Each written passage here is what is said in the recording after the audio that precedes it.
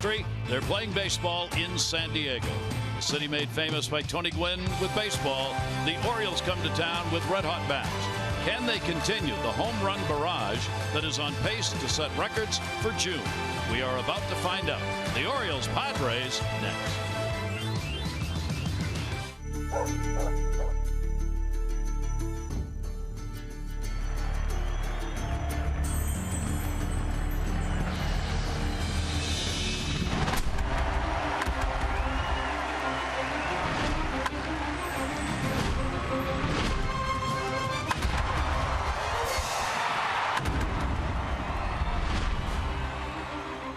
It's the Orioles on Masson, and we welcome you to beautiful San Diego, the home of Adam Jones, the Orioles center fielder.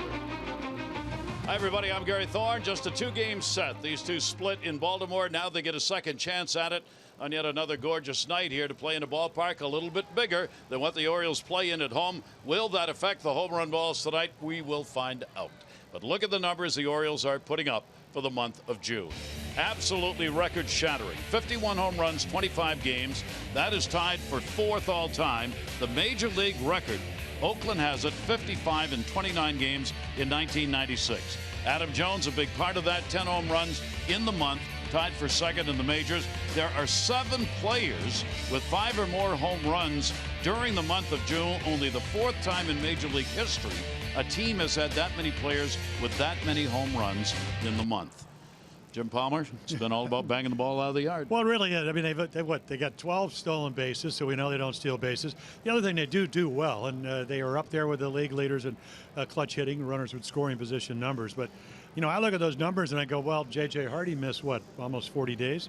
He is a home run guy. I mean, 20, 30, 22 home runs. So hopefully he'll get the home run back coming on. And the one number also, Jonathan Scope, you know, you think of, I mean, Wieters hit 2 the other night. You know, Jones usually hits 28 to 32. Davis, 2 out of the last 3 years, led the American League. Trumbo's hit 34, career high. Looks like he may exceed that. But the guy, Jonathan Scope, he hit 15 home runs and 305 at-bats. So he's not actually hitting as many as he did last year. And he may heat up, too. I mean, he's now his average over 290. So, and it's very interesting because the guy pitching for the Padres, he's had 5 starts, 12 home runs. So let's see if the ball does stay in the ballpark.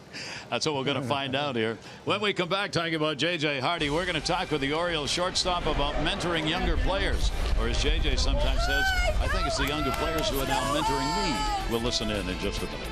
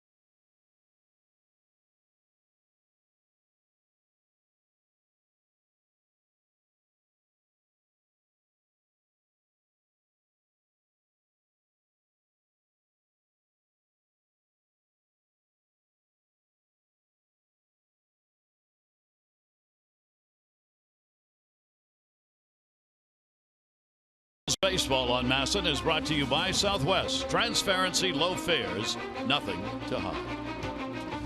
Here in San Diego, the Orioles ready to go tonight. Their veteran shortstop J.J. Hardy in the lineup. He, of course, has been a mainstay with this ball club since 2011. One of the game's best in fielding, first in the majors, defensively double plays fourth, and hitting as a shortstop, putting up outstanding numbers, including power numbers. And he's there as a mentor to the younger players, especially Manny Machado and Jonathan Schoop. We asked him about that before the game.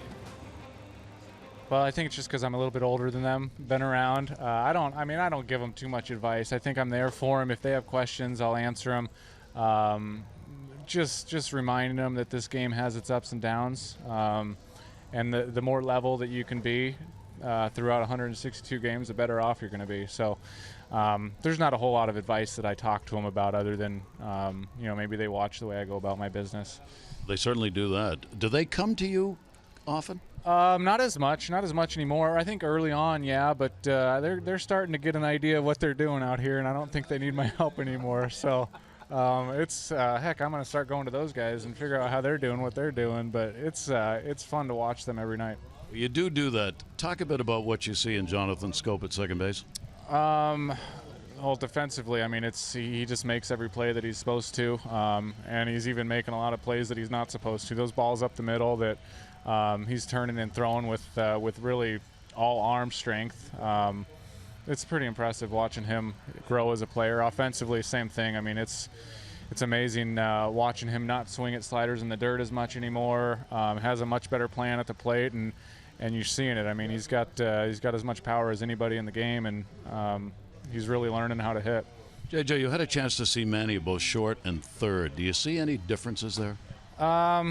I think it's just a small sample size at shortstop. I think he probably could do what he's done at third base the more he was over there. But third base, I mean, I argue with people that he may be the best all time, not just like right now in the game. I mean, he's pretty special. And like I said earlier, I mean, it's fun to watch both those guys play every night. What makes him so special in your mind? The way he makes plays. I mean, he makes plays that I don't think I've seen anyone else make. I mean, there's a couple times, last homestand, I think he made that play, the slow roller right in front of the bag, came up through someone out that had speed.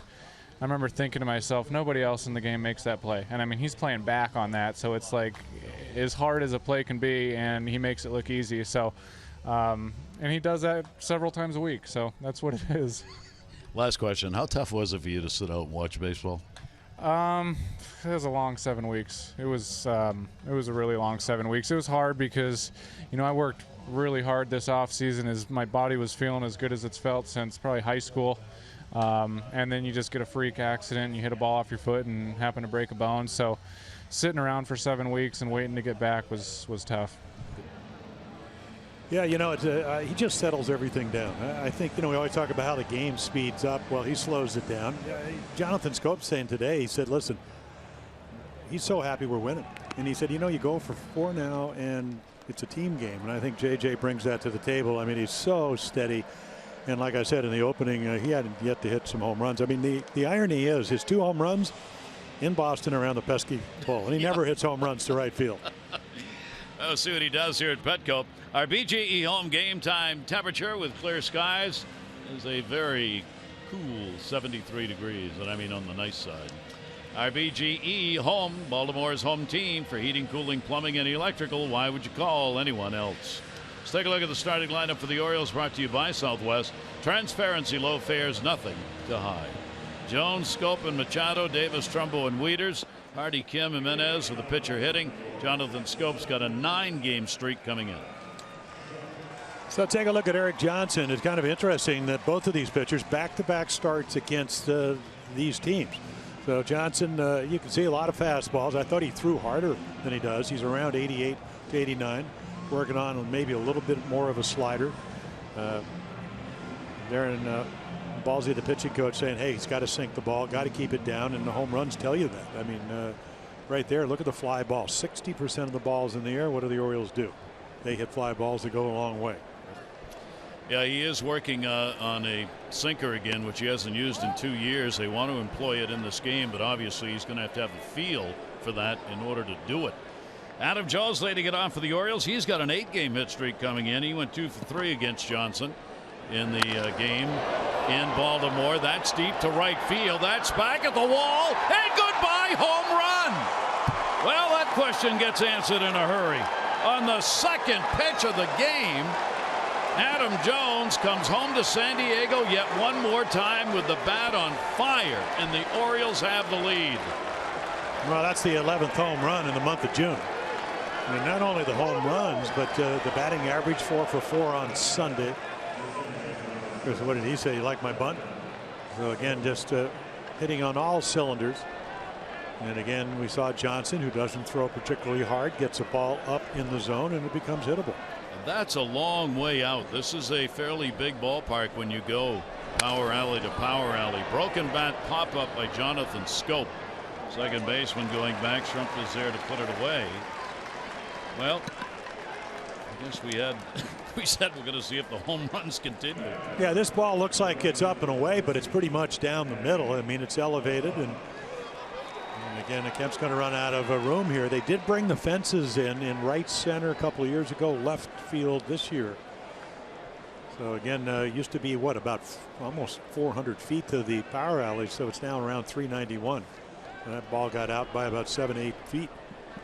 Adam Jones gets his 16th home run. The Orioles get a major league leading shot to start the ball game off, their 121st home run.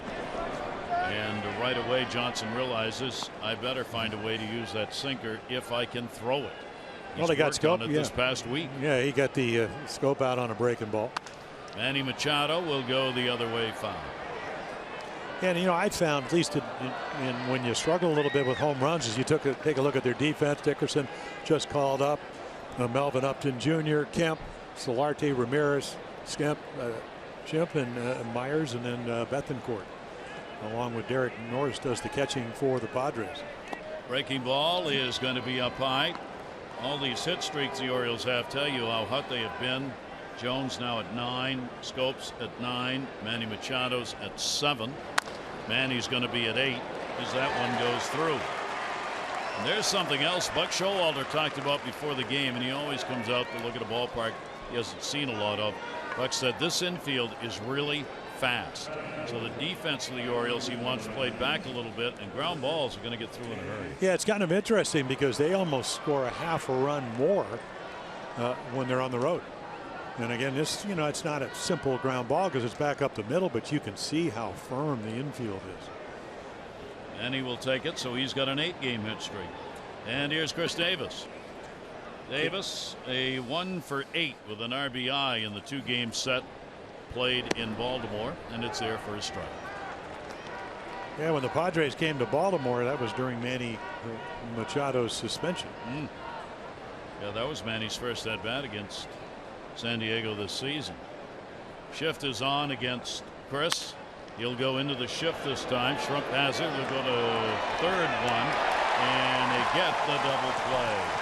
So the Orioles will pick up a run on 2 hits, no errors, nobody left on base.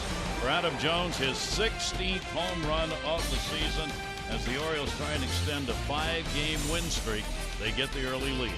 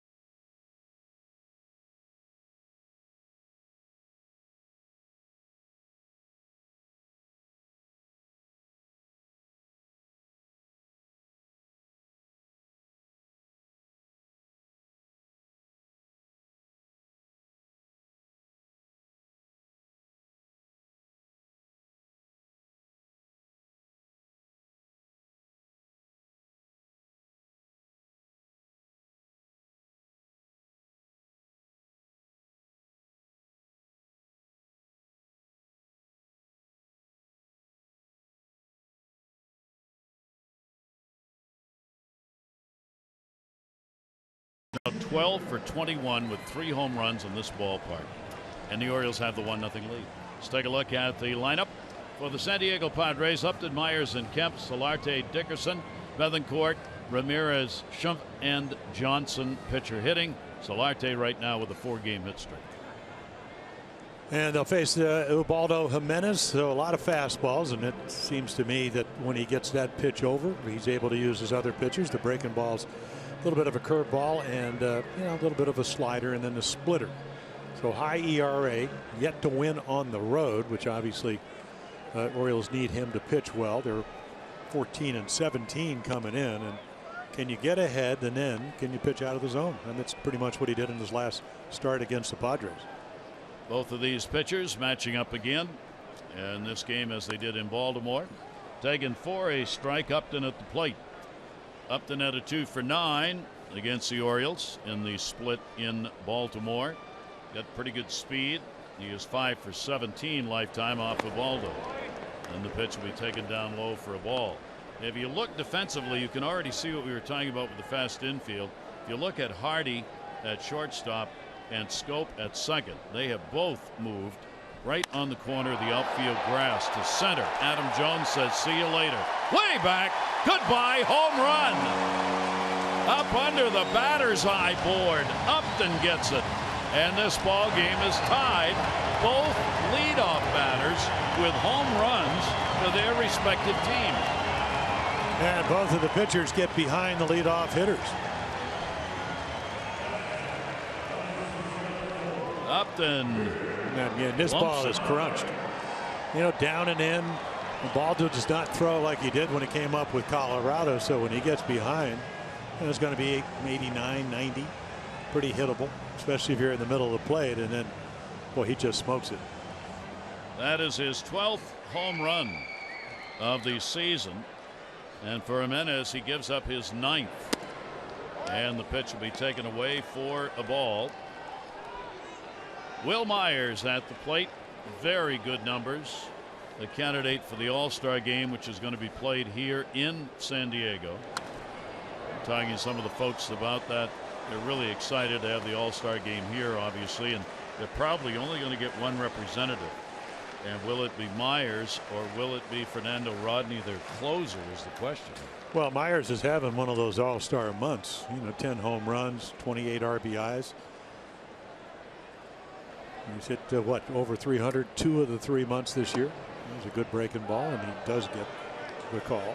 Tony Randazzo is our home plate umpire. Todd Titchener, Bill Miller, and Brian Knight, the umpiring crew.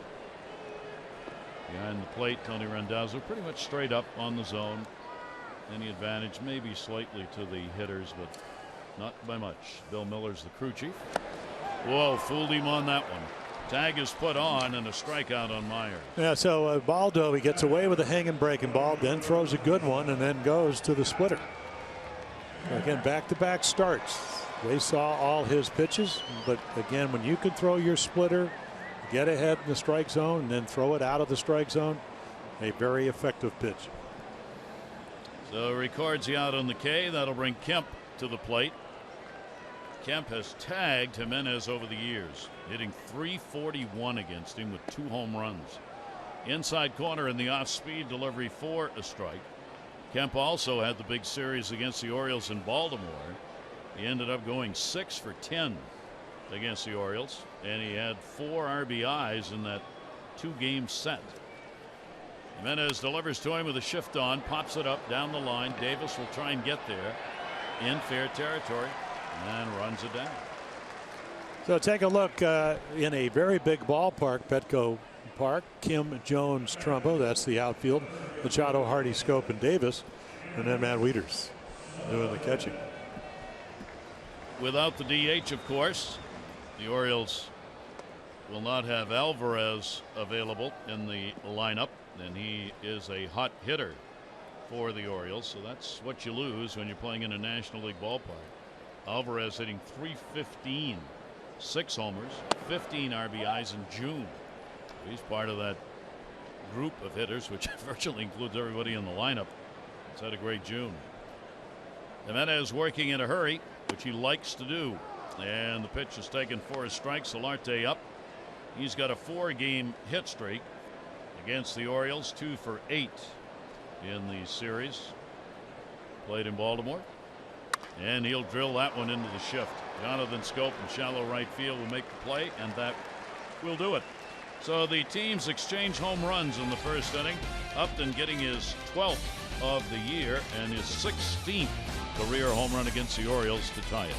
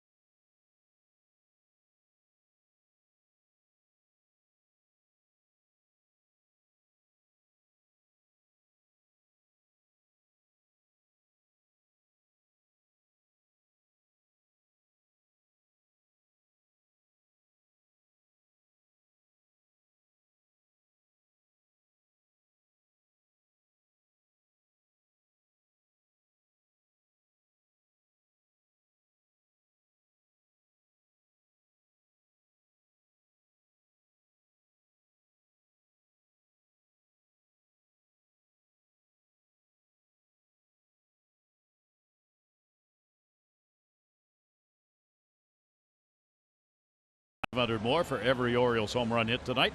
Play Home Run Rich's scratch-offs, win up to $50,000, or enter non-winning tickets for a chance to be the contestant of the game. Go to mdlottery.com/baseball. Howard, you're off to a great start. Before we even got you on the air, you already made another $500 on the home run by Adam Jones. Here is Mark Trumbo. Mark had a good series against the Padres. He went 3 for 9 with a homer and an RBI. The Orioles played games here in 07, 2010, and 2013. Historically, Orioles are 8-7 overall against San Diego, 5-3 here in San Diego. Yeah, check out those numbers right there already in 75 games, what he did last year.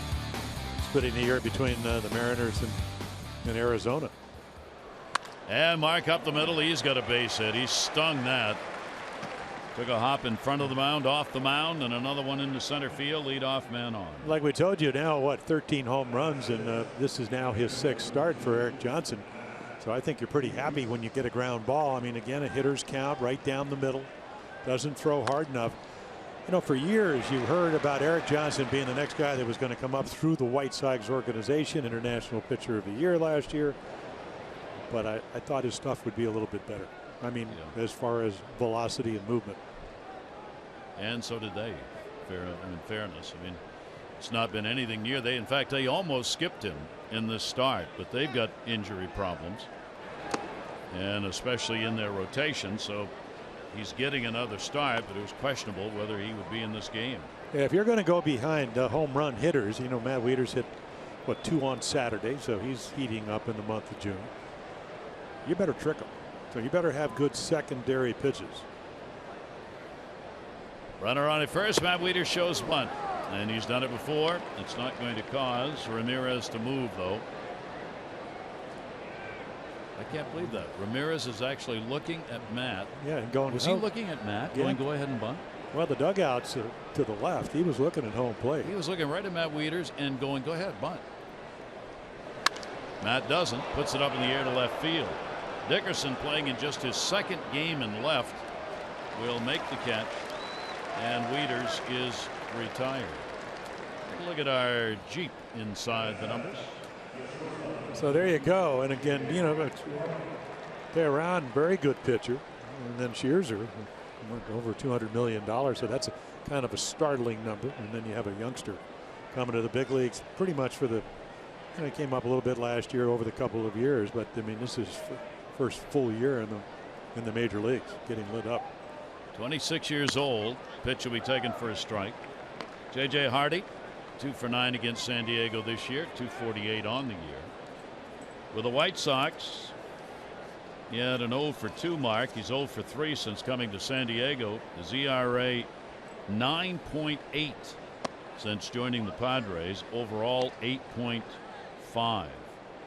He's given up, coming into the game, 39 hits and 26 innings pitched overall. Career mark of 7 and 9. Delivery to JJ. That'll be down low. Runner on at first base. Trumbo with the base hit. Ball game tied at 1-1. Orioles 3 hits on the board already. So you got Johnson with an ERA of over 9 runs a game. Ubaldo coming in on the road, pitches pretty well at home, but 0-5 with an ERA over 10 runs a game. And the only good news is, I mean, this is, even though you would never know it from the first inning, a pitcher's park. Yeah, we thought that coming in, didn't we? Foul back underneath us by J.J. Hardy. The Orioles, during this 5-game hit streak, obviously have been on fire, hitting .355. They had 11 home runs coming in, add another. They scored 39 runs, including the one in this game during their win streak. So I mean, the bats, nobody's been able to quiet them down.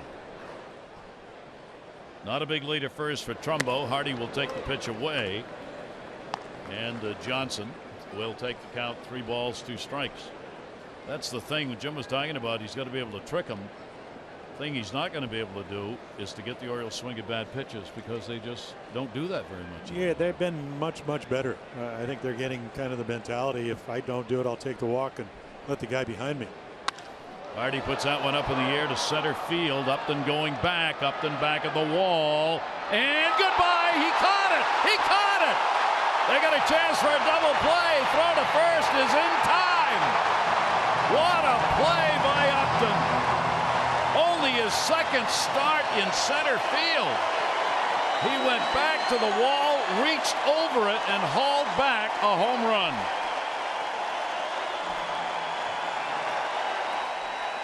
Well, Upton's already hit one and taken one away. Watch this. Yeah, center field down in Tampa. Well, he just gets back. Great body control. Otherwise, how do you catch this ball? Watch him go over the wall and snag it. As good a play as you're going to see. And you see how that fence is cut, so you really have to know where you're going. And he did. And Trumbo, who was at first base, had already rounded second and could not get back. Double play.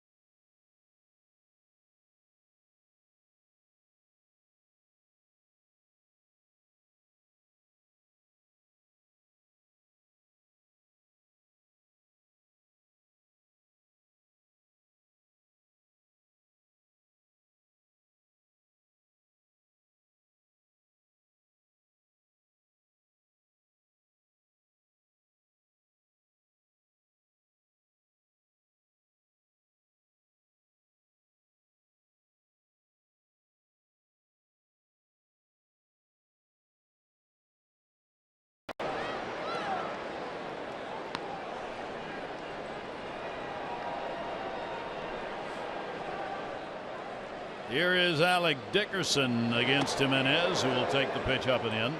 Dickerson was added to the lineup today. The Padres put outfielder John Jay on the DL. The right forearm fracture. And Dickerson called up from El Paso, their AAA ball club. This is the second time that Dickerson has been up. He's had a tremendous season in the minors, leading the Pacific Coast League, hitting .382. And he foul tips that one, and it's held on to by Wieters. Yeah, .382. Shimp was hitting .355, so a lot of the young guys, because of injuries, getting a chance to come to the big leagues. Right here, you get ahead. You got a young hitter thinking, oh, well, what's he going to throw? And then, well situated fastball. Second strikeout for Ubaldo. That'll bring up Bethancourt, who is doing the catching. He had a good series against the Orioles, went 3 for 8 with an RBI. We said they split the 2 games in Baltimore. San Diego won the first one 10-7. The Orioles came back. Jimenez getting the victory in a 7-2 win over Johnson, the starting pitcher tonight for San Diego. 1 ball, 1 strike, 1 down. Jimenez, after his 5th win of the year. Lifetime, he has an 8-4 mark against San Diego. He's pitched a lot in this ballpark his time in the National League. He's gone 4-4, 9 starts here in San Diego with a 4.5 ERA in this ballpark. And a swing and a miss down and away. Well, Gary, if you can throw that pitch, I mean, young hitter, fastball hitter, he's always hit pretty well, comes out of the Atlanta organization in the offseason. He's one of those guys they always thought if he could ever figure out how to catch, because he's a better hitter than catcher, that he would probably be a regular in the big leagues. Fouls away. But when you get a young hitter and then you throw him and you pitch a little bit backwards, throw him, not only throw him a slider, but you throw him a perfect slider. Boy, it just sets up not only this at bat, but maybe the rest of the evening. Well, if you can hit and they want you to learn how to catch, you got a shot. All right, Jim. Usually it's the other way around. Pitch will be taken down low. Bethancourt with a 3-ball, 2-strike count from Ubaldo. Jimenez get a clean inning early here. With the run in the first inning, he's now given up 15 first inning runs. And here he will issue a 1-out walk. 1 on and 1 down. Next Friday, July 8th, the Orioles return home, celebrating the 50th anniversary of the first World Series championship. From that 66 team, Brooksy will be there. Jim's going to be there. Boo Powell. They'll take part in special pregame ceremonies. And all fans are going to get the 66 World Champion T-shirt. After the game, fireworks sponsored by Midstate Community Bank. That's coming up next Friday, July 8th. That will be fun. And take it for a strike. Hitters coming up, taking that first pitch from Jimenez is Ramirez. Ramirez, the shortstop. A couple of hits, 9 at bats. I'd say Ramirez in the infield set at double play depth. Runner fakes a go, and the pitch will be away. Yeah, you got to make him stop. That's 2 plays in a row where he's gotten pretty comfortable. I mean, obviously doesn't run a lot, but everybody that, you know, if you can get to, I mean, you can get down to second base in 3.5 seconds. Andy Green's going to send you because everybody runs on Ubaldo. 14 out of 17. Well, we'll see whether or not he takes off here. He got a throw over on that one. Stolen base department. San Diego's stolen 58 bases on the year. And that one will be fouled off. Caught him in the foot or leg somewhere, and that foul ball strap right off the bottom of that guard. Going to get rid of it. He may wish he hadn't on the next pitch. Broke the guard, I think, on that buckle and hurt.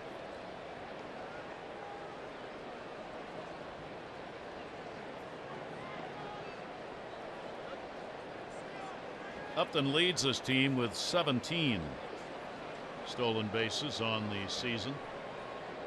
Bethancourt's had just 1 out of 3. Ramirez waiting on it. Off the fist, fouled back into the seats. Hot start to this game with a homer by both Jones and Upton, the leadoff batters, to kick things off in a ballpark as Adam has always had great games against San Diego, whether they be in Baltimore or here. What a way to start a 2-game set back home for him. 1-2, runner goes, ground ball to short. Play's got to be at first. Hardy on the big hop, and they'll get the out. The Bethencourt will move down.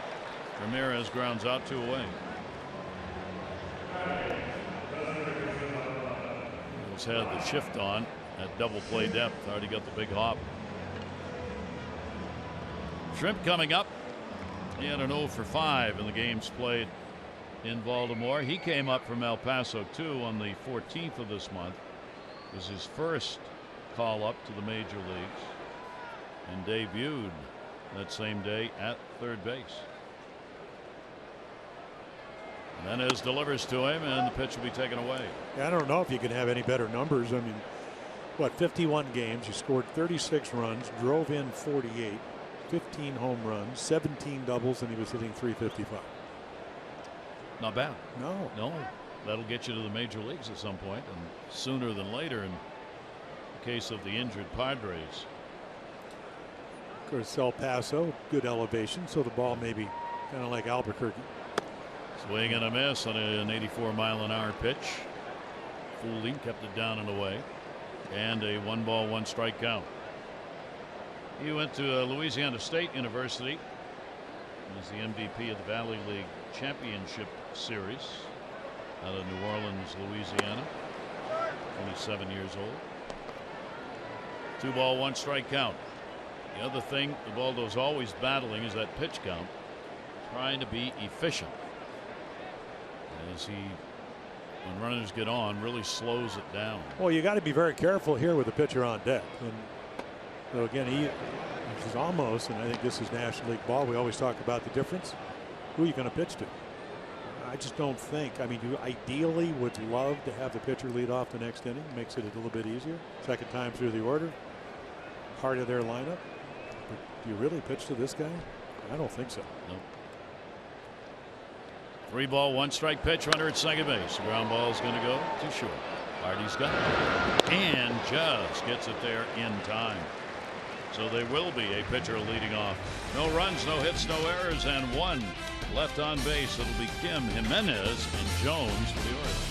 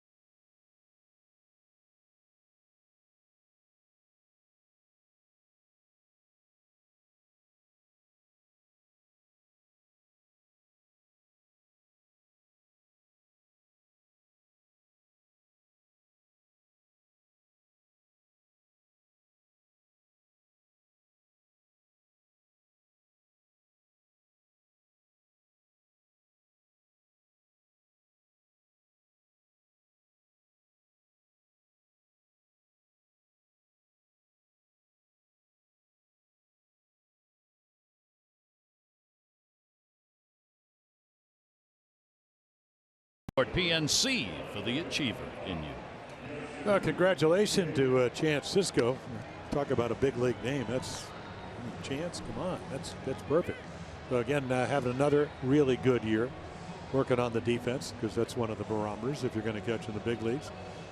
Buck Showalter, John Russell, the bench coach, who's former catcher. You better be able to catch. So congratulations, yeah. The only Oriole selected to the Futures game. A bit surprising, but you get a lot of players who are deserving and always tough choices. Johnson back to work here. Pitch taken away by Kim. So here's what Buck Showalter has done with the lineup, playing without the designated hitter. He moves a red hot hitter into the 8th spot with Jimenez on deck. 3-game hit streak for Kim, 3 for 8, couple of RBIs against San Diego. He went 1 for 3 against Johnson in that series, and that one launched to center, sliding, and Upton's got it again. Apparently wishes to be the starter in center field in the All-Star game. Well, let's see. Moly. He's driven in 1 with a home run. He's taken 2 away with a catch. And again, the theory is you got the pitcher coming up. You want somebody to sacrifice, so you get Kim on. But no. He's able to get the glove underneath it. Really great jump on that ball. Outstanding back-to-back plays. He ended it robbing Hardy of the home run in the 2nd inning and robbed Kim of a base hit to start the 3rd. And Eric Johnson says, well, that's a nice result for my hanging curveball I just threw. And so here's Ubaldo, gets a chance at the plate. A lot of at-bats in the National League. 33 for 282. Down the line and headed towards the seats. So he's got a 117 batting average, and his 33 hits all have been singles. Hey, he was in taking batting practice early on in the cage. The outfield moves in, especially Upton. Kind of surprised they're not in even a little closer. And then Tampa really close in right field. Yep. And a ground ball chopped on. Chimp will make the play, and Jimenez is retired, and there are 2 down. On Saturday, July 9, Manny Magic takes over Birdland. The fans at the afternoon game against the Angels will get the Manny Machado Garden Gnome. It's a unique giveaway. Note the start time. It's going to be 4:05. That's Saturday, July 9. And you can get more if you hashtag Manny Magic on social media. Get your tickets at Orioles.com. There's Manny. Yeah, you gotta go right with the buck gnome. Put them right there on each side of the garden, and you'll be protected forever from unwarranted intruders, whatever that means. Well, here's Adam Jones, who delivered his 16th home run to lead off the ball game, as Adam just continues that torrid pace that he's on. Jones now slugging over 640 this month, 11 home runs and 26 RBIs in the month of June. Encarnacion 11 home runs. Jones 11 home runs in June. They lead the majors. Will Myers, who we're looking at on San Diego, he's got 10. And they are 3 very hot hitters in the American League, long ball included. Adam will foul that one back. He wanted it. Yep, he saw a fastball after a breaking ball changeup and goes, thou shall not pass. With his home run now, we're keeping track of this, of course. Orioles have 52 homers, 160 runs in June. Those home runs in the month of June moving in on the record for home runs hit during June. Current mark for the most runs in a month, 55 of the 96 Oakland A's. Yeah, Bethancourt looked like he might have got him somewhere in the neck. Watch this curveball bounce way out in front of home plate. And then gets him on the side of the face somewhere where he's not protected. He could smile. It's always a good sign, assuming he knows he's smiling. Either that or it was a grimace. That's exactly one of the two. Matt over there knows all about it. Jones will take the pitch, and it will miss. 2 ball, 2 strike count with 2 down. Yeah, the amazing thing about Eric Johnson, and maybe he needs some great plays by Upton just to get some confidence. He did go 11-8 last year with a really, and I know it's AAA, but 2.37 ERA. And the other thing is 132 innings, Gary, over what, 22 starts, 5 home runs. Totally different story here at the big league level. Don't know why he went away from the sinker, just stopped throwing it. I mean, you would assume it just wasn't there anymore. Well, that one got chopped. Ramirez makes the running throw. So Johnson has a 1-2-3 inning, helped out on a magnificent play by Upton, robbing Kim of a leadoff base hit. 2 homers in the game, 1-1.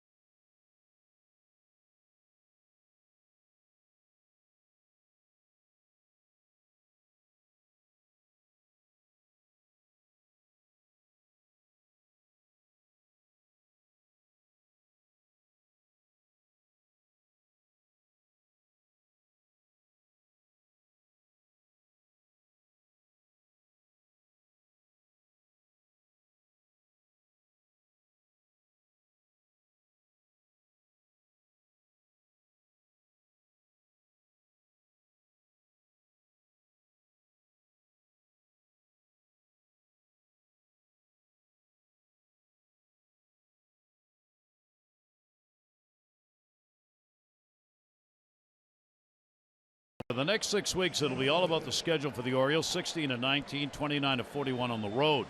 Then at the end of the season, the Orioles get it back. They'll not play a game out of the Eastern time zone for the last 6 weeks of the year. They'll have no trips longer than 2 hours. They have 25 home games in 5 weeks leading up to the concluding series on the road, as they will finish up in Toronto and New York. So Hanneman's point is this is a big part of the schedule for the Orioles, especially since they're 14-17 in road games so far, and a lot of them here over the next 6 weeks. Yeah, they're like 50-50. I mean, as far as you know, they almost give up as many runs as they score on the road, and at home they pitch much better and they score much better.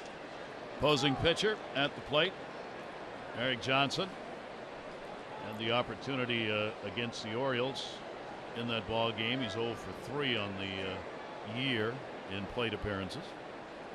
1-2 delivery by Jimenez, and a sweeping breaking ball will get him. Yeah, really good pitch. Ks. Yeah, every once in a while a ball will drop down, give you that maybe 3/4 curveball, and then again, I mean, you could say Ubaldo, you get to place it at home plate. Couldn't throw it in any better location. Big hand for Upton as he stands in, and why not? As Jim said, a home run. He robbed Hardy of one, and then he took that hit away from Kim already in the ball game. A tremendous start, and he's been hot at the plate. A home run is 12th to lead off the ball game. And you see the last leadoff home run by both teams, May 30, Reds off the Rockies. Zach Cozart involved in that, and he will foul that one back. Upton over the last 13 hitting .374, 5 home runs over the last 13 games, and he has scored 12 runs and has 4 stolen bases. Upton will take that. He is a wrist hitter, as you can see, even in his prep for the pitch. That bat is really being waved. It's some really quick wrists, strong wrists, and swings through a good pitch. Well, again, when a guy hits your fastball out of the ballpark, you might have to change gears a little bit. So nice pitch by Ubaldo instead of the 2-1 fastball, which is what he hit the home run on, threw him a splitter. He's done a nice job of that through the first 2 1/3 innings. Upton came in a little bit on him, and he will foul it back. What it looked in Baltimore, even though he did get some hits, that he was maybe behind the fastball a little bit. But turned on a game about 2.5 weeks ago. I mean, he had a home run, he had a triple, he used the whole field, and again playing great defense. And gets him at 85. And asked the home plate umpire, was it a strike, and the answer is yes, whether you swung or not. Yeah, he kind of hung it. I mean, this is a breaking ball that stays up, but I think he just gets fooled. He thinks he's going to break a little bit differently. And when it doesn't, he just swings right through it. His first year in the big leagues, I mean, he hit 300, hit 24 home runs, stole 22 bases, and I'm thinking, boy, this is the next great player. And then it just kind of went downhill. Yep. Now trying to turn it back on again. Here is Will Myers, and Myers will take it for a strike. The Orioles come in with a 4.5 game lead. At this exact moment, it's 4 because the Red Sox won their ball game 8-2 over Tampa Bay. The Orioles #1 in the East for San Diego. The disappointment, 33-44. They're 15.5 games out as the Giants have a 7-game lead over the Dodgers in the West.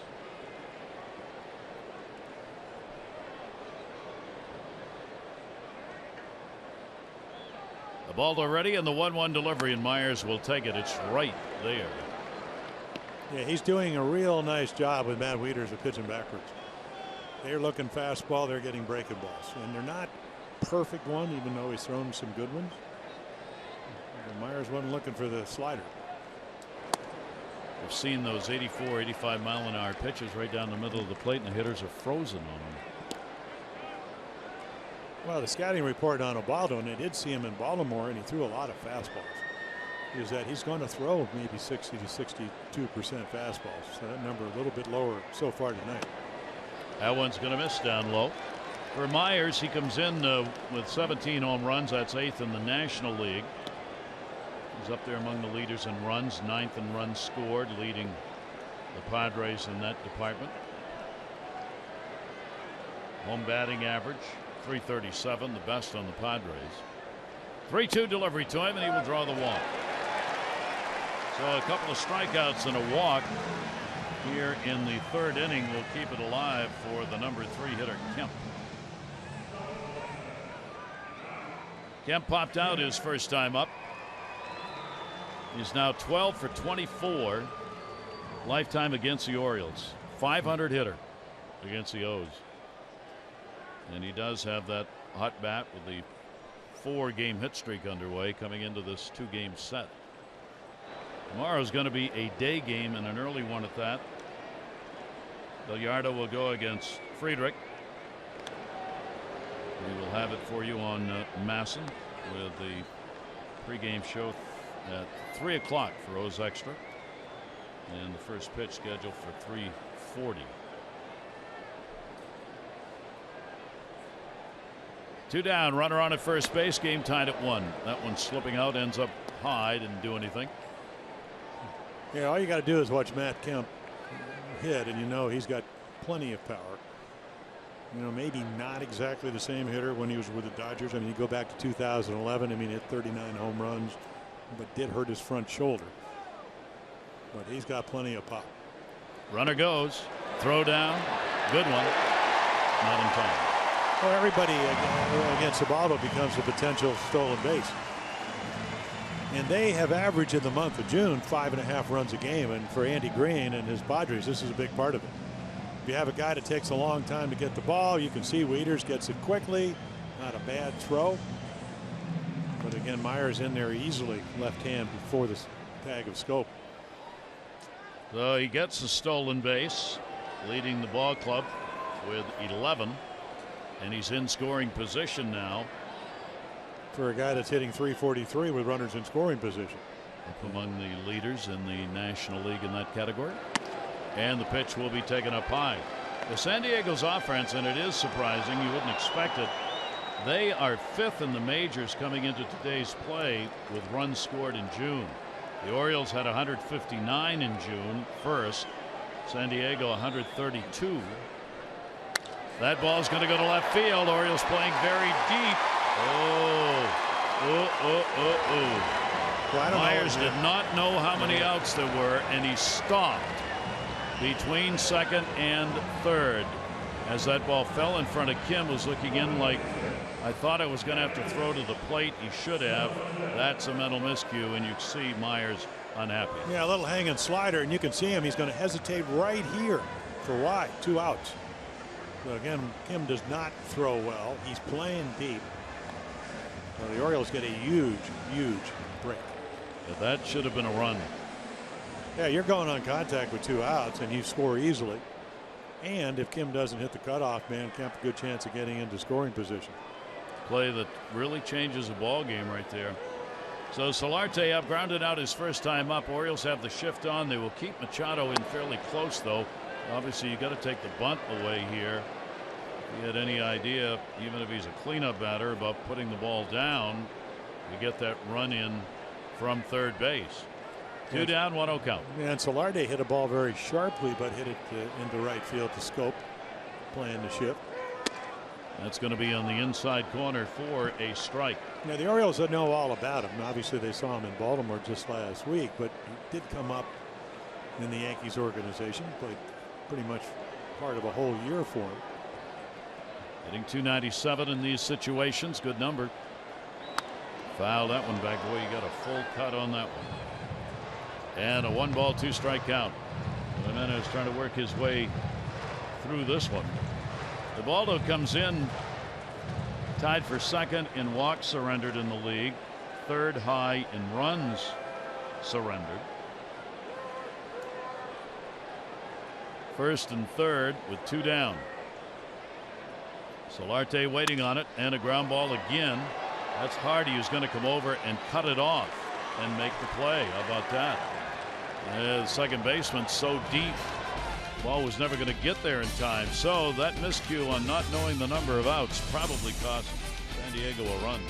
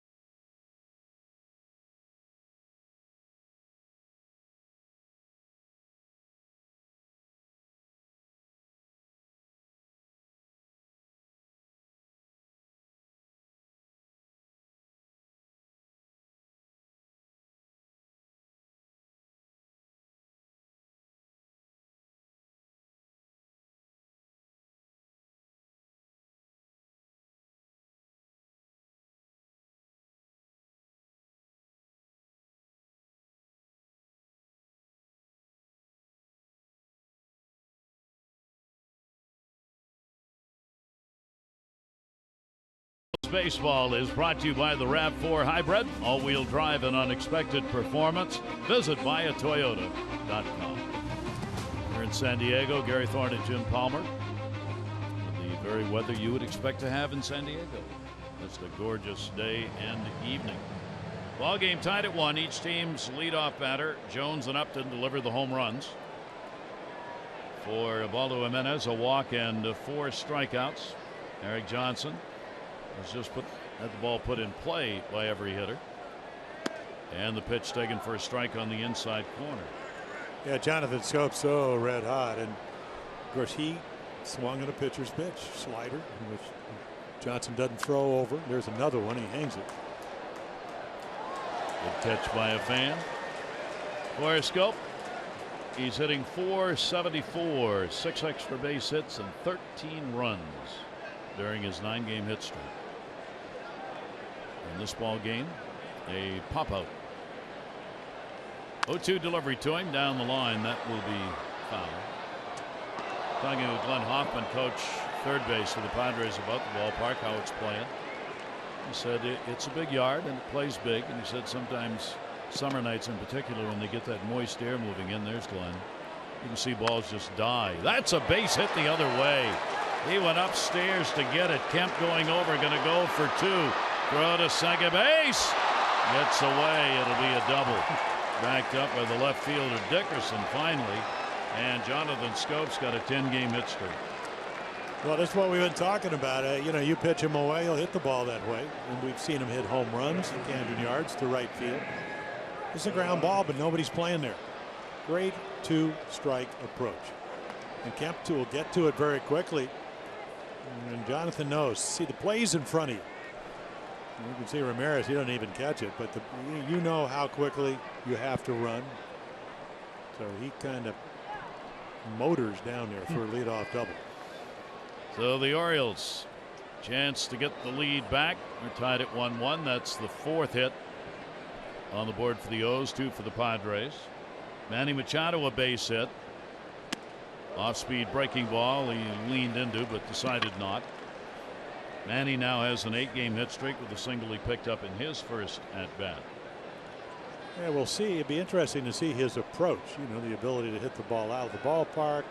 Great right field hitter. Will he take a shot to right?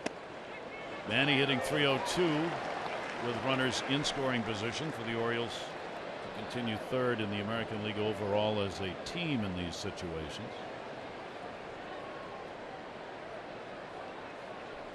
Pretty good lead at second base. Scope, in fact, a big one, bounces away. He's going to go because he had that lead. The throw gets away. Again, it's backed up. Ramirez this time. That's why you get as big a lead as you can at second. Manny gave him the go sign when the ball skipped away, and he went. Well, it's spring training all over again. What's your there? You'll look at Jonathan, top of your screen right here, secondary lead. So he gets a good jump. Bethencourt rushes it. Ramirez backs him up. Or once again, I mean, here you have your left fielder coming into play again. Yep. So that'll be the first wild pitch of the year by Johnson. Now Machado with the infield back, RBI chance. And Manny will swing through that one. That was right at the knees. Yeah, a little bit extra. You know, the top had meant 88, 89. That one at 91. And then runs it in on his fist. Can't quite get to it.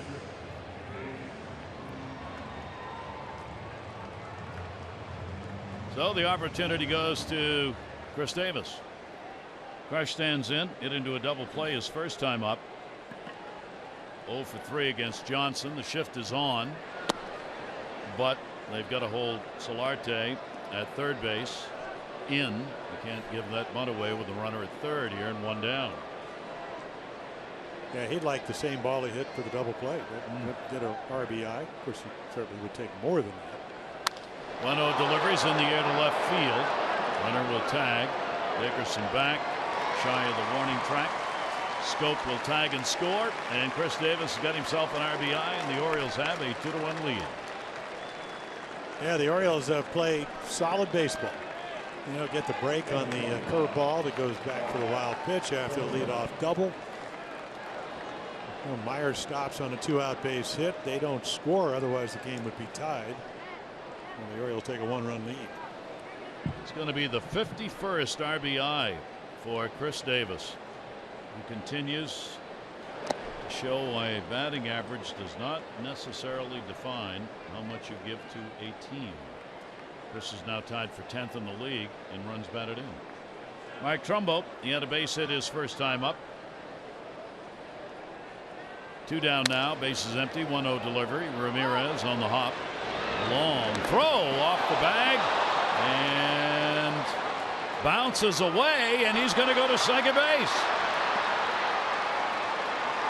Myers did not know where the ball went. He was looking in towards the dugout trying to figure out where it was. It ended up being traveled by Trumbo down the first baseline, and when he saw it, he took off. Yeah, the ball takes a hop, and Ramirez, I'm surprised he caught this. Take a look right here. It's going to come in. Watch this high hop right there. And again, looks like he drops his arm. Ball moves a little bit. It's into the runner. And then I don't know. I guess it goes off the glove, hits Trumbo, and then I think Mark realizes right now that that's a ball. I'm going to run. There's only one ball in play at one time, and there it is. It's under my feet. So he'll get out to second base, and the pitch will be taken away. Well, you talked about Myers, you know, their candidate, or at least along with Upton maybe, for the All-Star break. Well, that's how you don't make an All-Star game. Yeah. Because you reach into the runner because the throw tails and you end up either breaking an elbow or wrist, shoulder injury. Ooh.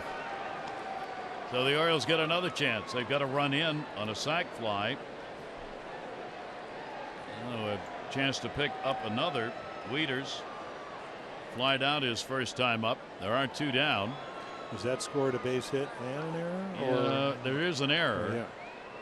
Yeah. And so far no base hit. So they're just doing an E6. Wow. Ramirez charged with the error. 2 base on the throw.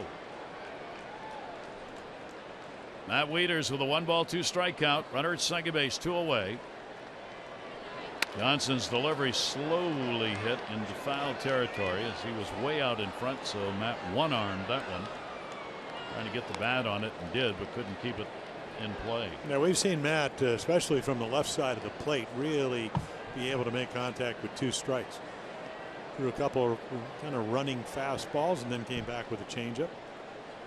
Matt's really upped his numbers in these situations. He's hitting .333 now with runners in scoring position. Well, I think that's one of the hardest guys to get out is a guy that'll use the whole field, and we've seen him do that. Those are the numbers you're talking about right there. That's a very solid number. That'll go to second base to Hopper. Trent makes the play. Wieters is retired. The Orioles are going to pick up a run, a hit, an error, and 1 left on base, and the Orioles have a 2-1 lead.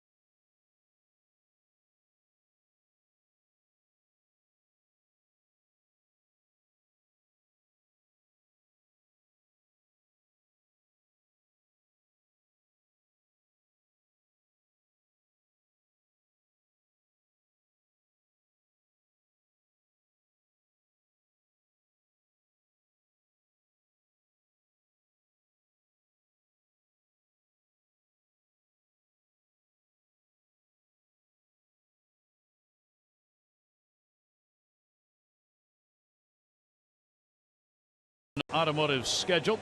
Mile 1 offering you 20 convenient locations throughout the Baltimore area. Visit them in store or online at mile1.com. Big road trip tomorrow. There's that day game, then 4 games in Seattle. The team trying to figure out what it is. They were off to a great start, went through a trough. Well, they lost Miley. They lost Felix. King Felix he's got a calf problem. Miley's got shoulder problems. Still a formidable club, but just not pitching as well. They too picking up some runs. Ubaldo Jimenez. That one is drilled to right field. Trumbo will watch it over the head, take a hop off the wall. Will he try for 2? Trumbo's arm, it's there, and he is out. Overslid the bag. Had a double, but Dickerson went too far. And maintaining that tag in this day and age matters, and that's what Hardy did. I'll tell you what, Trumbo, who doesn't play a lot of right field, even though he did play first over, there's a changeup that kind of hangs, and this is a missile. Now watch the throw. You get it there as soon as you can. Nice one-hop throw. Sustain the tag. Go get him. And he does before he gets back on. I find it hard to believe that base runners keep sliding past the base. Can't do that. No, but I mean, you slide to the base. Yeah. So another big break. Myers doesn't run, thinks there's 1 out when there's 2, and then double turned into an out. And leading off the inning. Yeah. So San Diego, their own worst enemies so far in this ball game. Christian Bethancourt up. Bethancourt drew a walk his first time up. Great play by Trumbo. And Trumbo, he's had his starts out there. 38th in right field for Mark. He'll be the first to admit he's still learning how to play that position.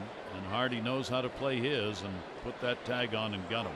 Well, he got a great read. I mean, he knew him initially because the ball was hit so hard. I just turn around, try to play it to Karam, and he did a great job of that. He does work hard at it. I guess I couldn't figure out where he was going. He got another pair of gloves, batting gloves.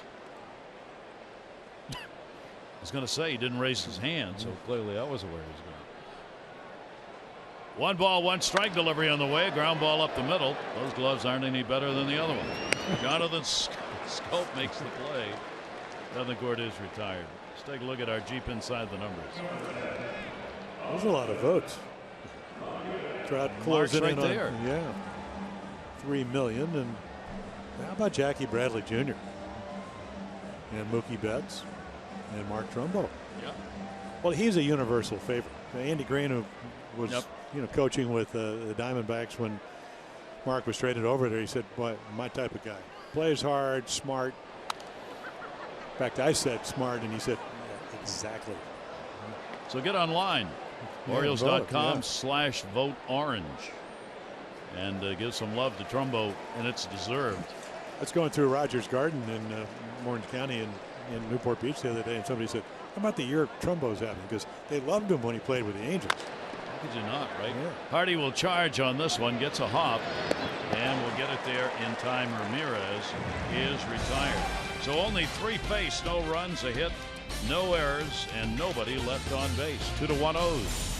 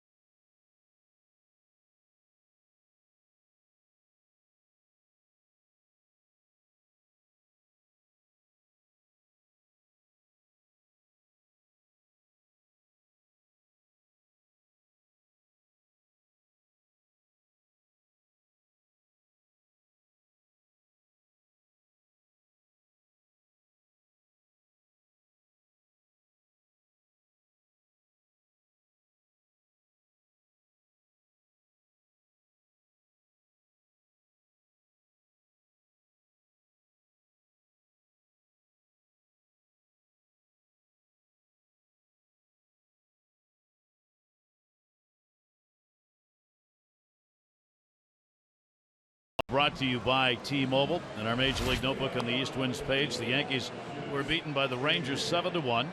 0 for 4 with a chance to score. The Rangers 5 for 7 in that game. The Red Sox beat the Rays. Travis Shaw, big night. 5 RBIs. How about that? Rick Porcello, 8 strikeouts, 1 run, 6 innings. Look at this. Blue Jays at the Rockies in Denver. Start time 11:20. And the Blue Jays Twitter, grab some coffee, everyone. A long delay in Colorado. Well, here in San Diego, there's no rain delay. And a lot of Orioles fans on hand, families, friends, and just fans who said, hey, don't get to see him in San Diego very often. It's a great trip. So why not go as part of a vacation? Hardy will take the pitch on the inside corner for a strike. JJ hitting into an unusual double play. And Upton in center robbed him of a home run and got the ball back in to get Trumbo, who was on at first. Mark had circled. second base, and Upton made a great catch over the wall. Hardy will take the pitch away for a ball. JJ's had a couple of home runs in this ballpark. He's only a 146 hitter in this yard, and only 209 lifetime against San Diego. That one's going to go to a base hit into left. Those pitches that Johnson's putting up and leaving them there are not being missed. Yeah, 5 hits now and an almost home run. That's again 2 quality at bats. I thought the interview you did with JJ Hardy, I mean, he last year hurt his shoulder diving for a ball in spring training, and you can see how quick Ramirez is because he almost caught that ball. That ball hit extremely hard. But again, this spring a little bit different, maybe a spring in his step and quicker bat, and then the ball off his foot. So much easier when you feel good, isn't it? Well, you could just tell. Yeah. Ooh, wraps that one way back, right field, and Kim, goodbye home run. Young-Soo Kim delivers a long ball after almost getting a hit, robbed by Upton in the first inning. This one good for 2 RBIs, and the Orioles keep driving the baseball out of the yard. It's 4-1. Yeah, only a second home run. His first won a game in Cleveland on a Sunday afternoon. Boy, I tell you, got to root for him. He gets on base, obviously looking for a pitch, got it there. I mean, hit a rocket into the kind of the porch section here. Take a look right here. I mean, just a low fastball. Lefties love it. Drop the head of the bat. And there you go. Home run deck. Is it ever? Got one on May 29 at Cleveland. Now he gets one in San Diego. For Howard Geiser, our Maryland lottery contestant of the game, that's another $500. The Orioles continue to pound the baseball. 2 home runs off Johnson, who was trying to get out of that home run funk. He's now given up 14 home runs in 30 innings pitched. Jimenez grounded out his first time up, and a swing and a miss late on it. Well, you're hitting off of 89, so you're hitting off the fastball. Yet he's tried to throw his changeup in his breaking ball, but it really hasn't established it. So if you make a mistake, hittable. And Jimenez will go down. Second strikeout. On Sunday, July 10, don't miss a big way to celebrate one of the Orioles' brightest stars. 1:35 game. Angels will be there. You get the Adam Jones Jumbo Baseball card presented by Topps. After the game, the kids 14 and under get to run the bases, as they do after every Sunday home game this year. Get your tickets at Orioles.com. How big is the card? Do we know? It's jumbo. Is it like an 8x10? I don't know that. I would not. Is it life size? It can't be life size. I can't imagine giving out a life size card. Well, because it's to 40,000 people. Then again, we'll find that out. That would be a nice promotion. That would be. Adam Jones to right field. Boy, they hitting the ball hard. That will be hauled in by Kemp on the warning track. Stung by Jones, who delivered a home run his first time up. Boy, you love it. I mean, you don't like the result, but you love the approach. Home run leading off the game. I mean, again, this ball is drilled. Kemp makes a very nice play. Otherwise, it's extra bases. So there are 2 down, and that'll bring up Jonathan Scope. Double and a run scored. He is 1 for 2. Has a 10-game hit streak. Jonathan waving at a breaking ball. So as we continue our count, now 53 home runs in the month of June for the Orioles. Mark is 55 for the month of June, the record. Yeah, and a base hit. Yeah, you can see Eric Johnson just trying to establish something else, and when he does throw a slider, he leaves it in the middle of the plate and it gets crunched.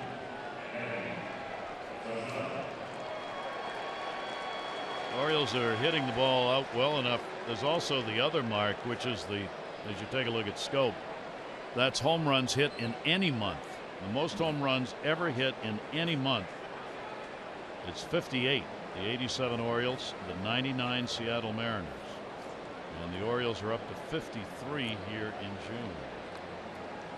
So a little discussion with Johnson out there. I mean, they've worked hard here trying to correct the pitches and make them more difficult, but it hasn't gone very far.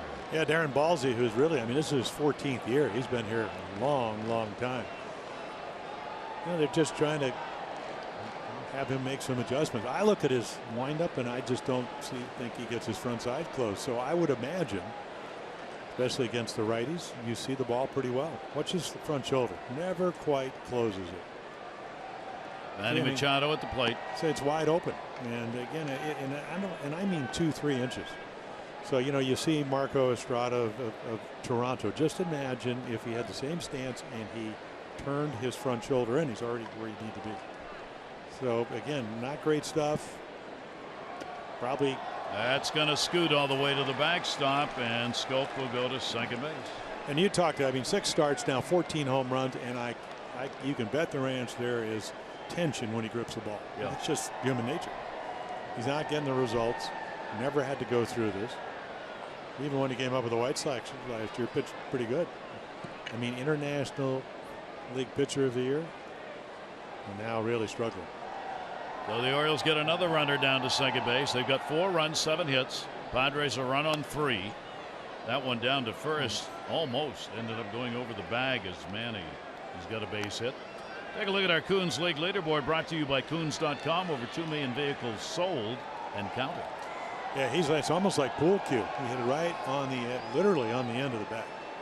Look at those league leaders. Well, Altuve, 200 hits last year, 225 the year before. And at it again. 2 ball, 1 strike count. Jonathan Scope at second base. Orioles 0 for 2 runners in scoring position tonight. Manny will foul that one back and out of play, and see the body language of Johnson. Villanueva is getting up and is up in the bullpen. Johnson gave it one of those "how do I get him out" shrugs after that last pitch. Well, I'm not sure 88 in the middle of the plate is going to do it. No. That ball's down about another, maybe just take the dimension of the ball. It's very hittable. And reached for it. Goes off his glove. Shrimp picks it up and got it there in time to record the out. So Machado retired on a 1-4-3.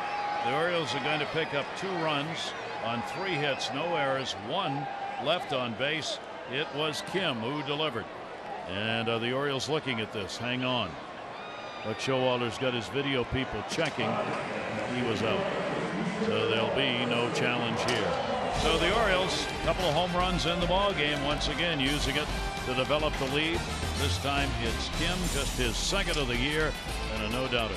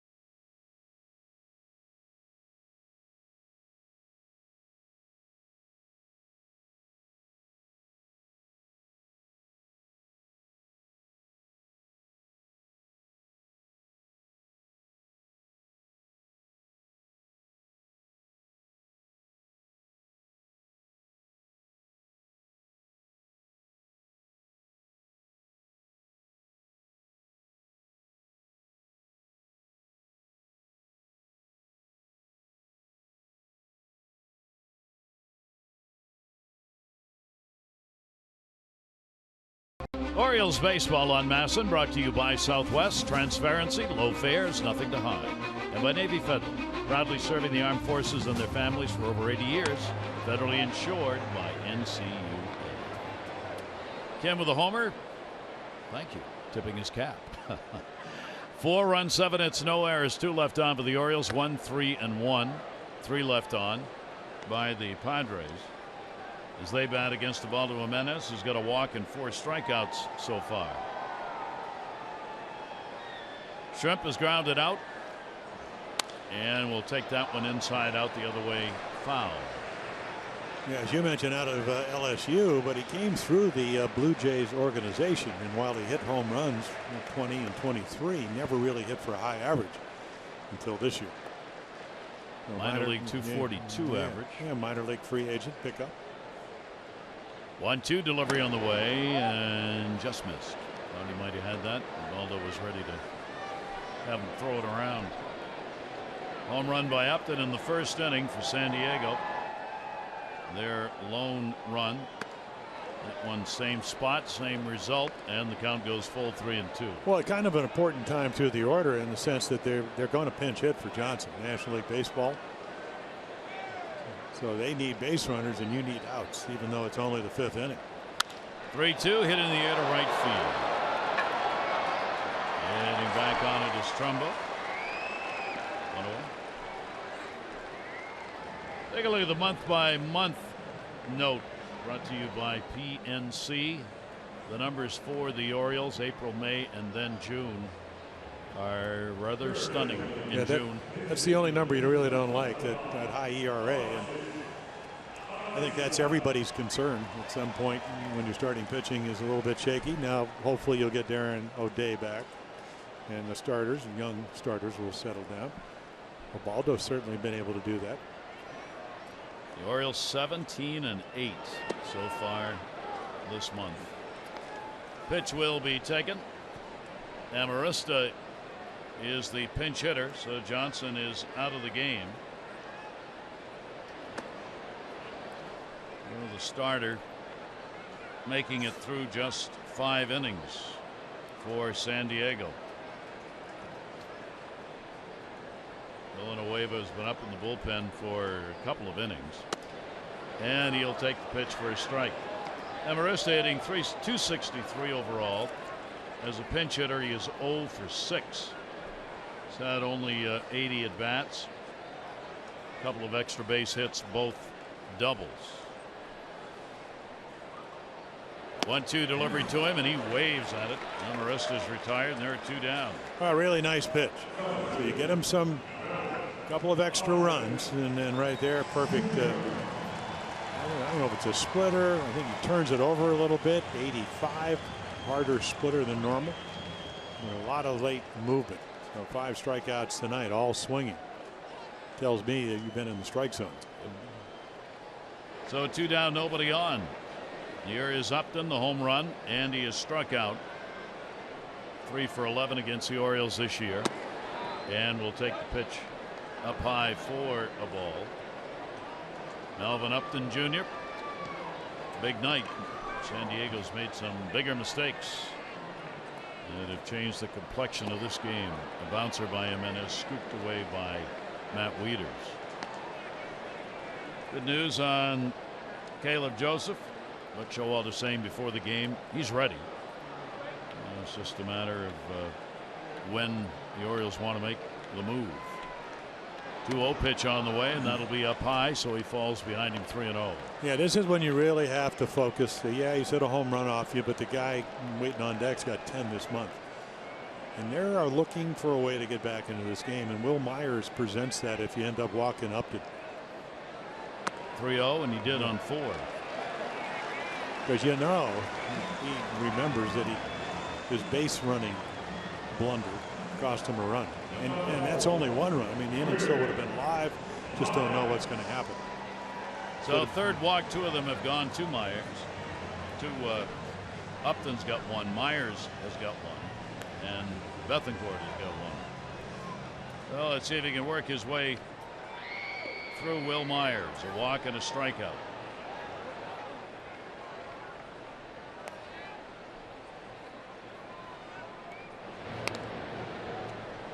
Yeah, and there's no reason, if you think you can make it, not to run. You're already, 15 now out of 18. 1 base stolen against Ubaldo in the ball game. Real big lead. And you're kind of hoping, if you're Andy Green in your first year, that the speed factor will maybe allow Myers to get a good pitch to hit. So again, he's got a guy that he knows can steal the base. Really doesn't matter much about Matt Wieters as long as he gets a good jump.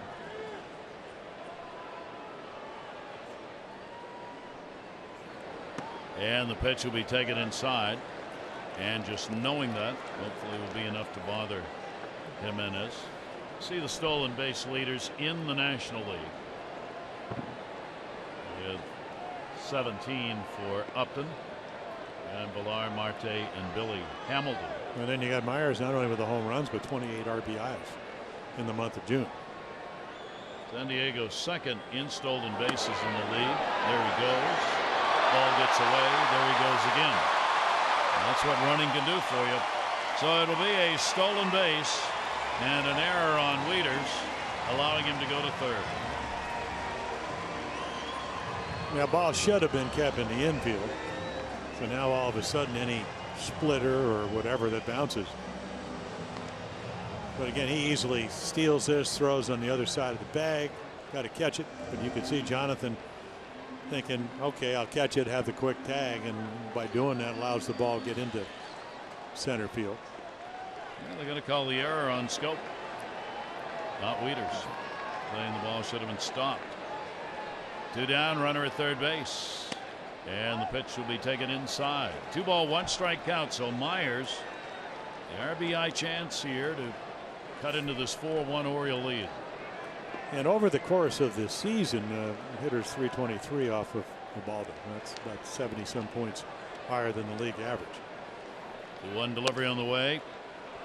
And again, not close. So a 3 ball, 1 strike count. Well, these are the things that drives you crazy.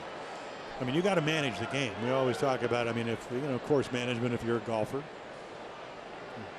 you cannot let him back in the game. And now you're behind him, and you got Kemp, home run guy on deck. Reached and fouls it off, and had him fooled on that one, way out in front. So the count goes to 3-2. 3 have been left on, 2 in scoring position so far. And that pitch count that you talked about at 84. Always gets up there, doesn't it? Full count, runner at third base, 2 down. And another one foul. That one off the bat and the mitt of Wieters that time. Yeah, Baldo with a little bit more velocity. Very rarely do we see him ever throw 92, 93. This pitch almost got by him. And you can see Myers just flicking it out, really fouling it off out of the glove of Wieters. Again, the 3-2 delivery, and he walked it. Yeah, just flew open. Had no chance to get that ball into the zone, so the Padres get what they want. So consecutive walks after there were 2 down. Runners at first and third for Kemp. Kemp a single, and he has popped out. And here's a big chance for the Padres to get right back into this ball game. 16 home runs, 53 RBIs for Kemp. He's had a big month of June, hitting .337, 3 home runs this month, and we are up to the 28th of June. And that's going to be squibbed to second base. Big out. Scope will make the play, and that will do it. No runs, no hits, no 1 error rather, and 2 are left on base. The Orioles maintain a 4-1 lead.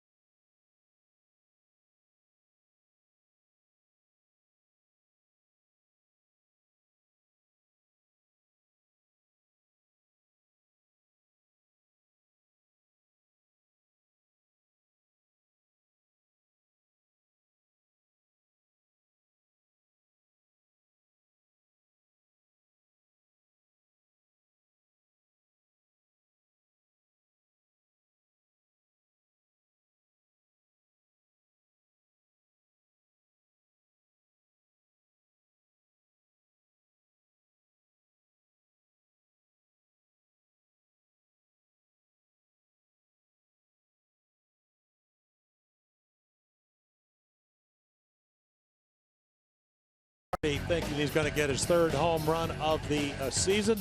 P.J. Upton actually making Melvin Upton with a great throw and a great catch.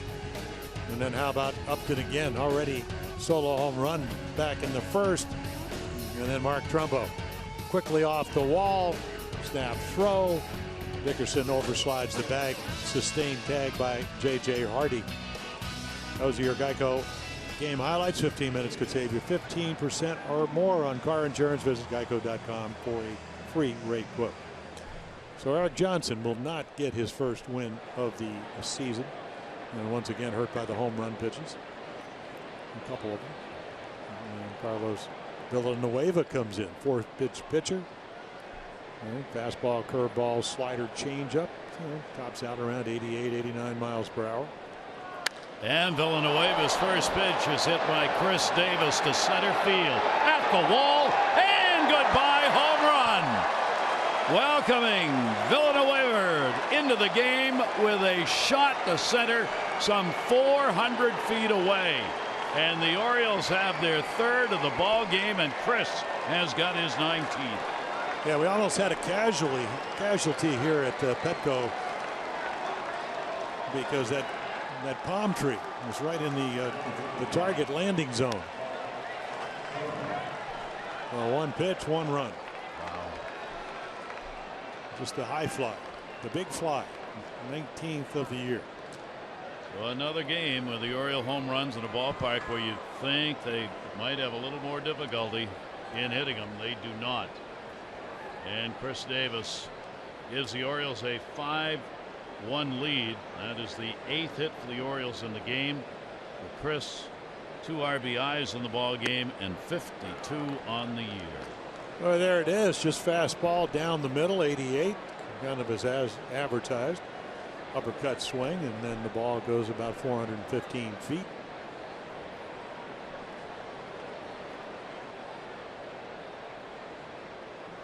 And the pitch will be taken inside. Mark Trumbo, a base hit, and he has reached on an error. There are the numbers for Villanueva. See that right-handed batting average, but it was the left-hander Chris Davis who delivered the long home run. That is the 9th home run that has been hit off Villanueva, and he has pitched only 45 innings. Well, you got 2 guys in Johnson and Villanueva. His home run ratio is really high as pitchers. Yeah, the Orioles are somewhat familiar with him because he was a starting pitcher 2011 with Toronto and went over to the Cubs for a couple of years. Cardinals last season. Got a breaking ball away that time, and he'll get Trumbo. Well, he's a 4-pitch pitcher. He can't pitch in the middle of the plate because the stuff's just not that good. And a lot of times we talk about lefties being finesse guys. He's a right-handed finesse pitcher, and here's the perfect breaking ball. Takes a little bit off, locates it down and away. It can be pretty effective. So Villanueva gets an out here in the 6th inning. Matt Wieters has grounded out and flied out. Wieters is 0 for 17 against Villanueva, and the off-speed delivery is swung on and missed by Matt. Matt to be followed by J.J. Hardy. 5 runs, 8 hits for the Orioles. 3 of the 8 hits home runs. Shift on against Wieters, and the pitch will be away for a ball.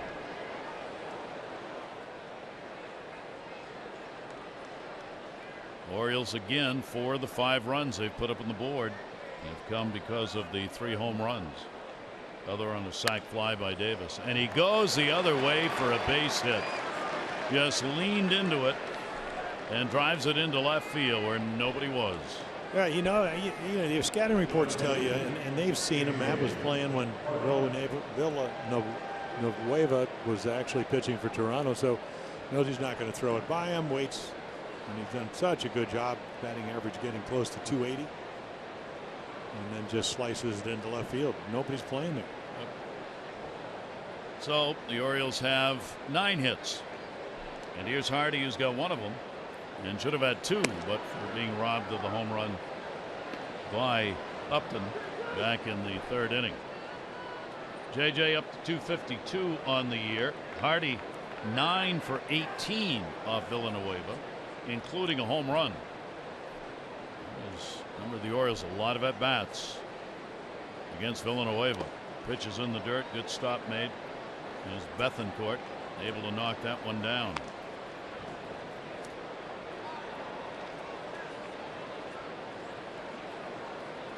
The Orioles, the Padres pitching staff rather, coming into this game in the middle of the pack in home runs surrendered, 9th in the National League. Hardy started, ball breaks away. Take a look at our Jeep inside the numbers. Yeah, I'm trying to add to it. If they win tonight, 18 and 8. One of those special numbers. 2014 would end up with what, 96 wins. Big June record. Orioles look like they're going to add to it here in this ball game. 2-ball, 1-strike delivery, and Hardy's got a base hit. Just putting the bat on the ball. So JJ is 2 for 3 in the ball game, and the Orioles move Wieters down to second base. Still just 1 out. Yeah, Villanueva and JJ were teammates in Milwaukee. So there's a changeup. So he's got all 4 of them. I mean, curveball can be as low as 74, fastball at 88, in between the changeup and the slider, but it didn't fool him. Great hitting approach by Hardy. And here is Kim. He launched one, pulled one into the seats and right. Second home run came in the 5th inning, second of the year. He is 1 for 2 in the ball game, 2 RBIs. The Orioles will have to wait as Bethancourt is on his way out. For Villanueva against the Orioles lifetime, this is the 11th game he's appeared in. 6 of them were as a starter. He's with Toronto. His record against the Orioles 2 and 3. ERA of 5.5. Orioles have hit him up for more hits than innings pitched, and at a .270 average over the years. Kim with 1 down goes after the first pitch, and that'll be foul. Right back here with you in a very short time frame. Very game number 2 of this short 2-game series. Ivana Gallardo 2-1 with the Orioles. Christian Friedrich 4-2, a left-hander, pitching for San Diego tomorrow. 3 o'clock goes extra, 3:30 for the ball game on Massa. Orioles first and second. Kim in the 0-1 takes it away.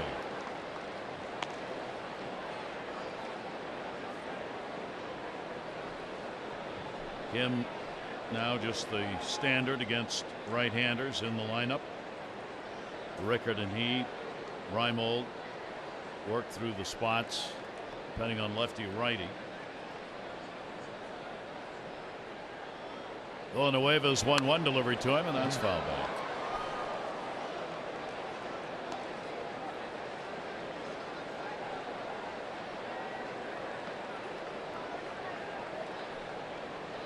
Tough year for San Diego Padres. Obviously, had hoped for a whole lot more than what has already happened. They're a ball club out of it, 15.5 out.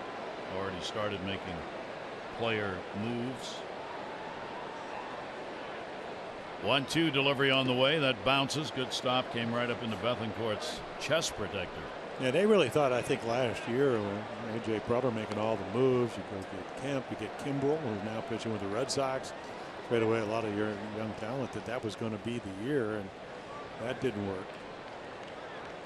And then you get the All-Star game, which is certainly a plus for San Diego. A beautiful city. Yep. And a beautiful ballpark. It's really a gem. Very friendly. Yeah. Orioles have 2 on here. 2-2 delivery on the way. Kim reaches and will foul it off. Yeah, the ability to stay alive. And Soo Kim. It's almost a cultural thing. You don't want to strike out. That's right. And like old school baseball in a sense. He's had 14 walks, 16 strikeouts. And obviously he's starting to pile up the at-bats, 117 now after not playing early on. Wieters and Hardy, the base runners for the Orioles. The 2-2 delivery. And Kim is fighting him off. Yeah, you take Stephen Wright, the knuckleballer for the Red Sox, out of the equation. Even be better having a better year. I've never seen a knuckleballer. Of course, Wright having a terrific year for the Red Sox. But again, it's just the approach. Let the ball travel. Use the whole field. We've seen him do that. The amazing thing to me is you come over, different culture. You start out spring training 0 for 23, and you're able to play at this level. Tells you a lot about him as a man and the ability to persevere. 2-2 delivery on the way, and Kim inside out again. Another souvenir. Wow. Hey, you night owls out there, you want late night text alerts when the Orioles are out west? Well, text LATE, L-A-T-E, to 29292 for in-game alerts you can't miss. That's LATE to 29292. Standard message and data rates may apply. But not as late as that Toronto game. It hasn't started yet. 11:20 start time. That must have been Colorado time, right? Yeah. 2 balls, 2 strikes. Long at bat. And goes down the line and gets a base hit. It'll roll into the corner. Wieters will score. Hardy will go to third. A double and an RBI on a tremendous at bat by Young-Soo Kim. And the Orioles put another one up, 6-1. Well, it's really about the approach. Talked about it the entire at bat. Finally gets a little breaking ball.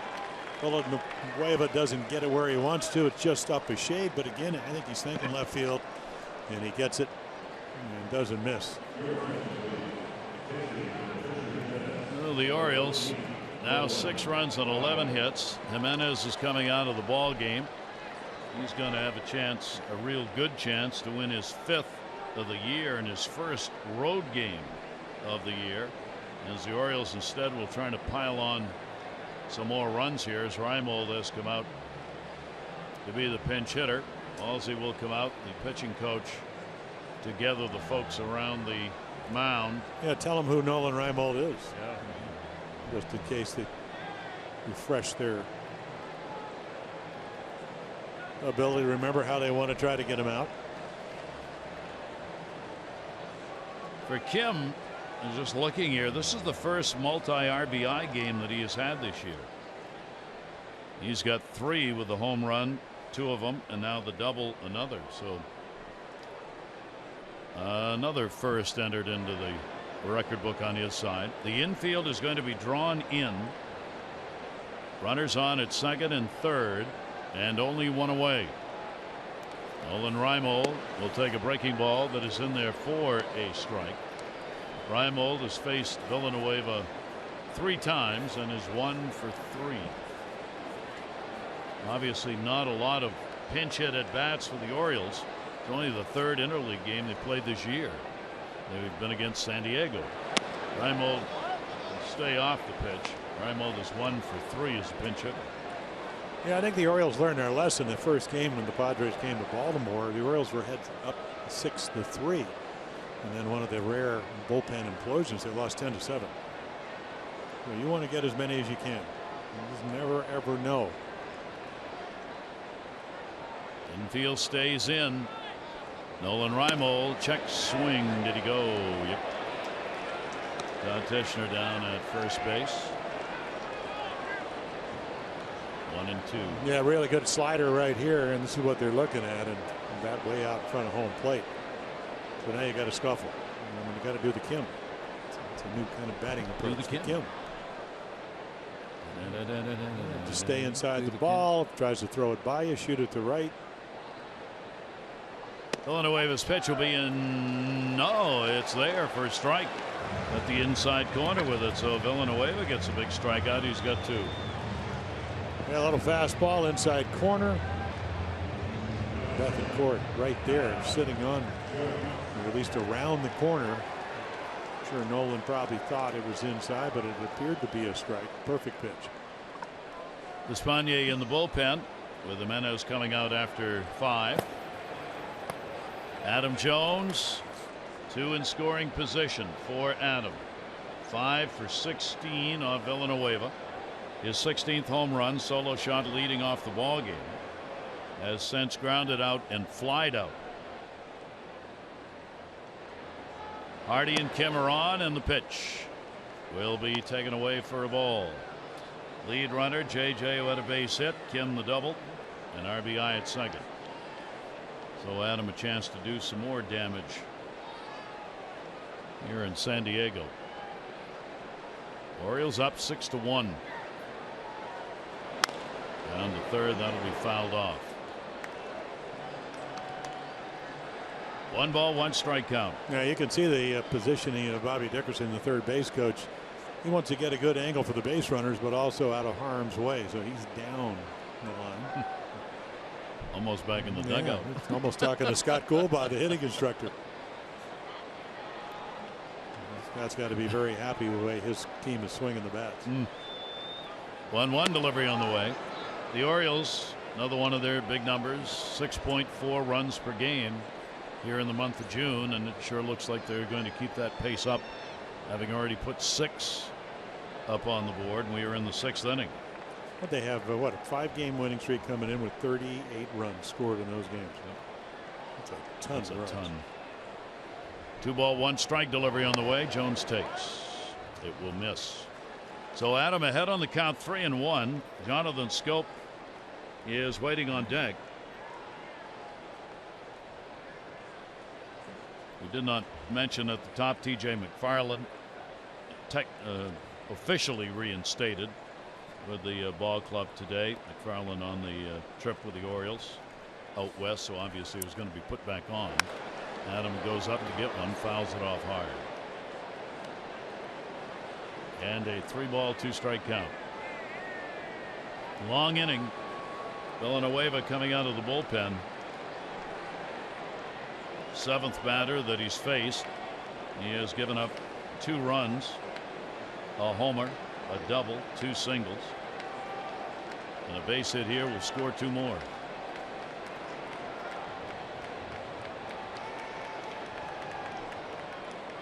Full count, 3-2 delivery on the way, and Adam again will punch it back. Yeah, veteran pitcher, and you've already given up more runs than you intended to, and you do have first base open. You get an idea if you've done your homework. You know Schoop's as hot as anybody, and he's waiting on deck. But you can't give in here. A single or a hittable pitch. I mean, you got to. That's why it's so difficult sometimes to come in games where you're already behind, and you end up nibbling. And maybe even getting into deeper trouble. Battle engaged here. 3 ball, 2 strike count coming again. Adam will take it, and they're loaded. And this Padres bullpen had been pitching pretty well over the last 22 games. Padres bullpen at a 209 earned run average with 84 strikeouts and only 24 walks. But boy, in this game, for Skipper Green, it's right now not working. Yeah, collectively they're 10th in the National League, and the Orioles are 2nd in the American League. So the sacks are full here in the 6th inning, and Jonathan Schoop, who has doubled and singled, gets the opportunity at the plate. Schoop has faced Villanueva only once, 0 for 1 against him. Goes after the pitch up, a little anxious probably on that one. Yeah, and they play him. I mean, Upton in center field is what, 4 or 5 steps over. They anticipate, as you look at the bases loaded for the Orioles, that him not pulling the ball. Boy, what a big at bat this is. Orioles up 6-1, can all but put this thing away here. Schoop on another good breaking ball, taking advantage perhaps of that first swing that looked a little anxious and got him to chase. And an 0-2 count with 2 down.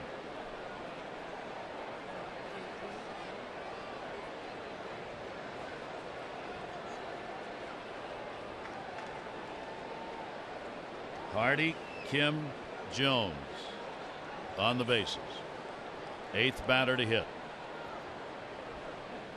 Villanueva's 0-2 delivery, and that's going to be a base hit. It'll go into left field. Dickerson's got to chase it down.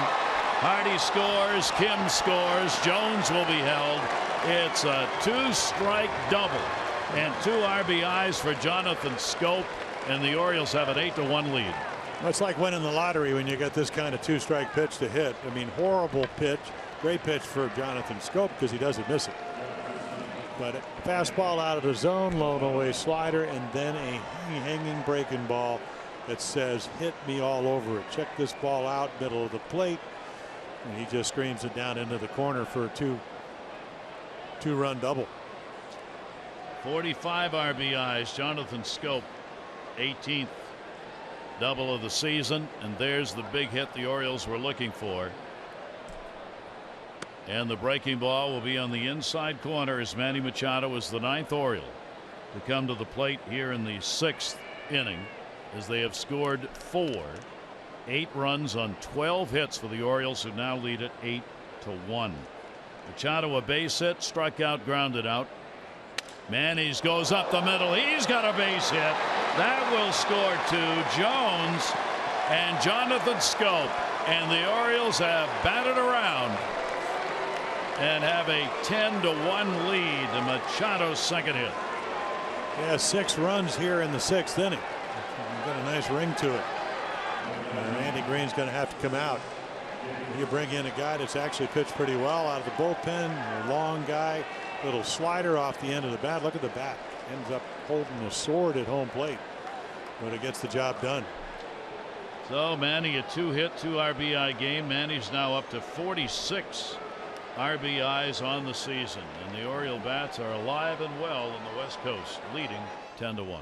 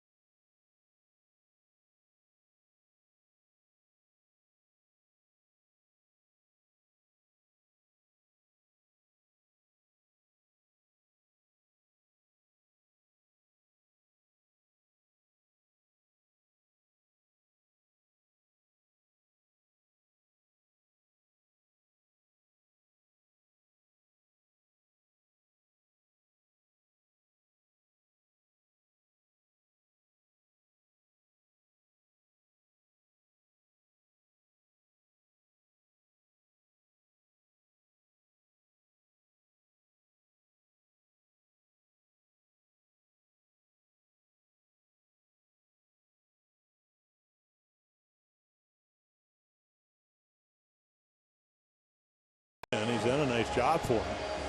You know, comes out of Land O'Lakes, Florida. You know, big guy, 6'4", 230-ish. There are the numbers. 5 wins already. He's been up and down this season, but his pitch for the Padres, this will be the 3rd consecutive year. Fastball, curveball. I mean, not a whole lot of stuff. Doesn't have a changeup or a splitter, but it came in Baltimore, pitched well. Not a hard thrower, but seems like he can make good pitches, and then that's a pretty good number right there. Only 4 of the 17 runners have scored. Game in Baltimore he pitched in was the only one he has ever worked against the Orioles, and a 1-0 record. So the Orioles, a runner at first base. 10th batter to hit here in the inning. Manny Machado, 2 RBIs. Jonathan Schoop in the inning, 2 RBIs. Davis started this with his 19th home run. Kim has picked up an RBI double, all of that in this inning. And we're back to Chris Davis and the delivery, and Quackenbush inside at his feet. Chris with a couple of RBIs, home run, sac fly. Drake's getting ready in the bullpen. Come on for Jimenez. 600th career. The RBI department for Chris Davis. He lifts it. That's going to go into the gap. It'll have to be chased down, but it's going to get all the way to the wall. Manny Machado is going to score easily. The ball gets caught underneath the tarp, apparently, under the wall sign. They put their arms up. There it is. No, I don't think they're. I mean, they may send him to third, but you have to use your discretion if you're an umpire. And again, if you can place the runners. The ball has to be lost. Yeah. That ball was not lost. Well, he's going to score easily, and the depth of this ballpark when you get to the power alleys. So go pick it up. Yeah. But again, I think Buck Showalter's out on the field. He's going to say, well, the runner should have scored. You can use your discretion. It's kind of like a ball down into the corner that somebody touches. If it doesn't go in the field, it's not automatically a ground rule double. And Manny airing it out. I mean, he's going to score easily because he was running hard, and Buck's saying, well, I guess that's the way it's going to be. Man, he's got to go back to third. Yeah, that was the initial indication, and the one they are going to stay with. Yeah, that's an RBI for Chris Davis. So air it out, and every intention of scoring, but apparently that's one of the ground rules here.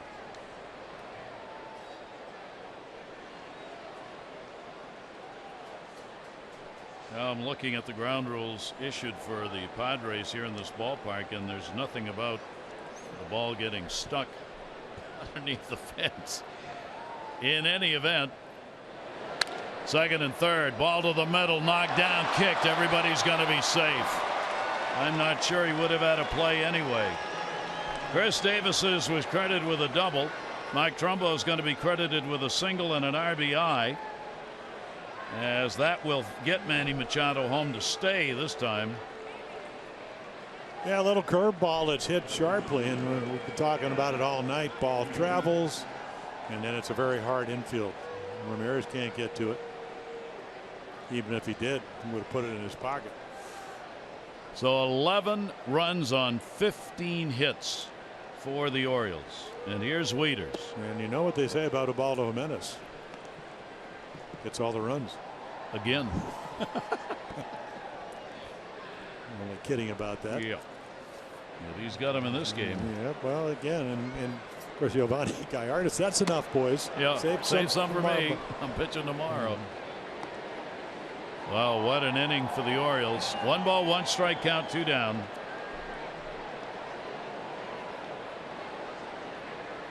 Seven runs have scored.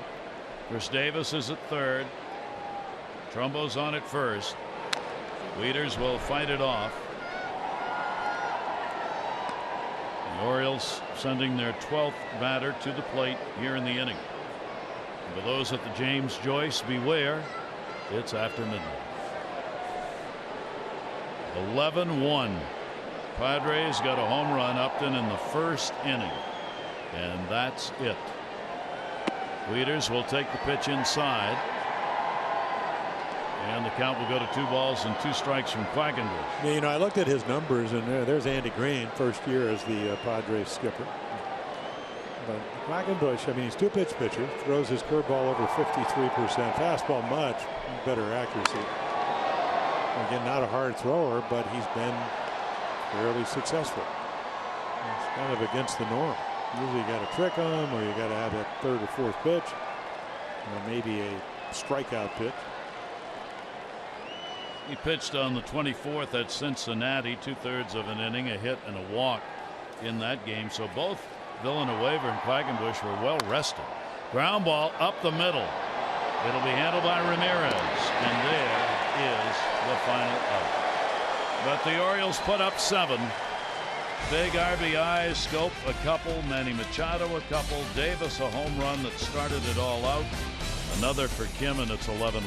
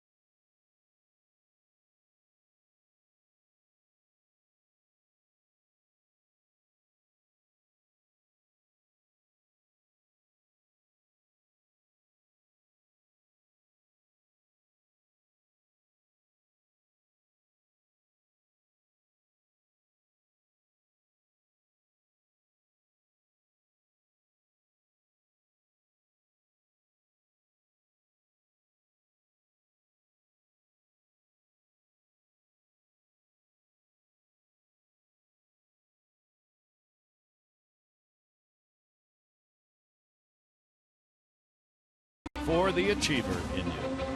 Gary Thorne and Jim Palmer with you. Petco Park in San Diego, with the Orioles continue to pile up the numbers 11-1. So for Ubaldo trying to get that record 5 wins and 7 losses. Again, this was a very close game. You never know it. Good Myers on the splitter.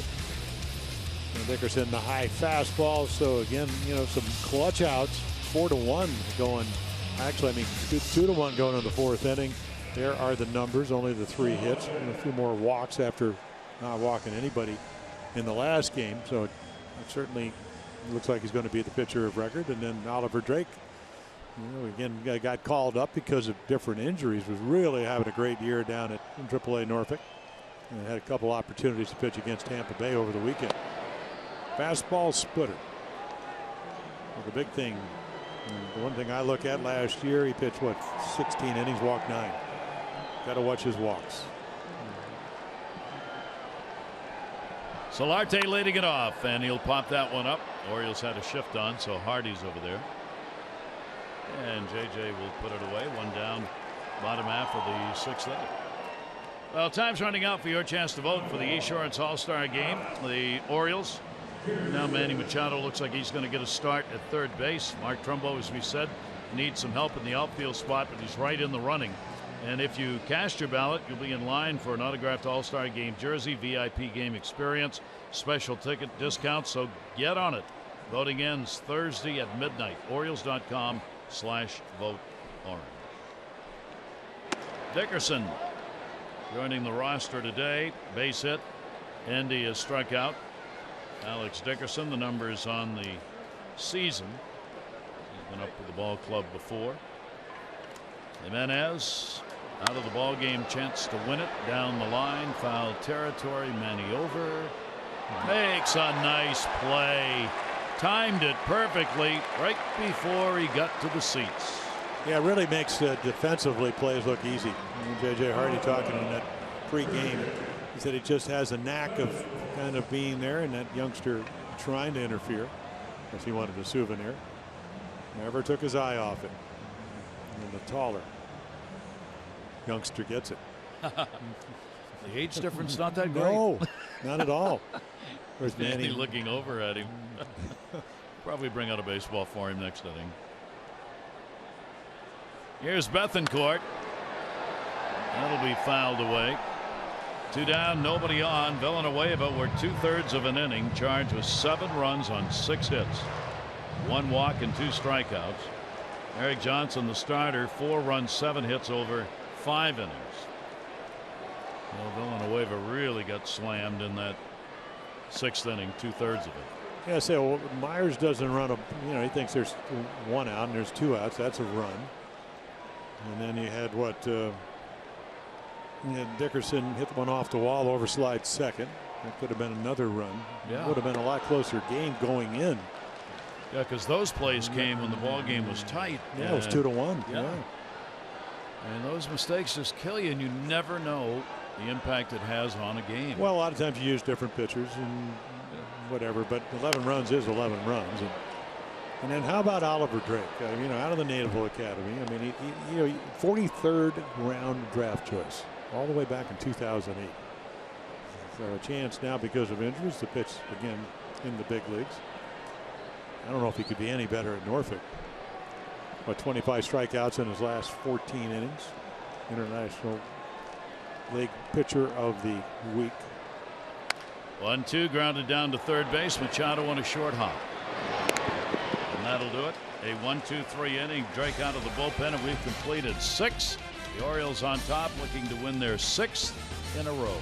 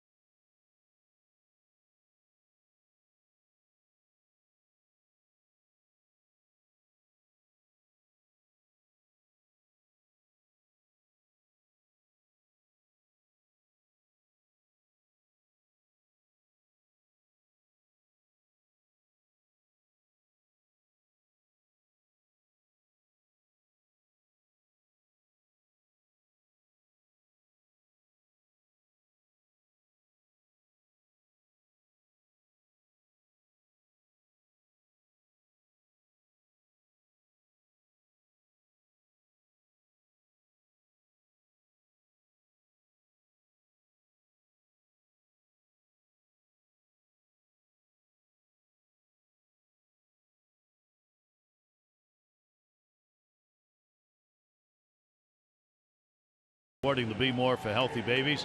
Orioles 229 walks, $11,450. Care First Blue Cross Blue Shield encourages each of us to take that first step towards a healthier and more active lifestyle. Oriole fans, a lot to cheer about here. 11-15-1 for the Orioles. They've left 4. Padres 1-3-1. They have left 5. And we will go with Quackenbush remaining on the mound to the 7th inning. The Orioles will have Hardy, Kim, and Jimenez due up. The Orioles 15 games above 500. That is the first time they've been at least 15 over this date since 1997. That's the year they went wire to wire. Yep. 198 or 9 that year. Davey Johnson's second year as Oriole manager, wild card the year before. The Orioles are going to be +6 when this game's done. 0-1 delivery on the way, and the pitch will be taken inside. Quackenbush. Hardy's had 2 hits. He has scored twice. As you would expect in a game like this, everybody in the lineup has contributed somehow except the 9 spot where Jimenez, of course. Yeah, he just pitched. He just pitched. He did his part. He wasn't asked to be a contributor offensively. Yeah, 7 runs the last time Ubaldo pitched. So far 11. That'll work. He'll be 2-0 against San Diego on the year, barring a monster comeback, which happens sometimes in baseball, but you sure don't sense that here. 2 ball, 2 strike count.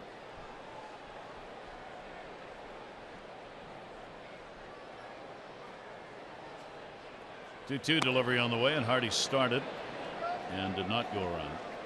These 2 teams came in exact opposites in that run differential category coming into the game. The Orioles were a +45 and the Padres were a -45. That's an enormous gap. 90 run differential when you put it together. Good play to get Hardy. Bethancourt with it.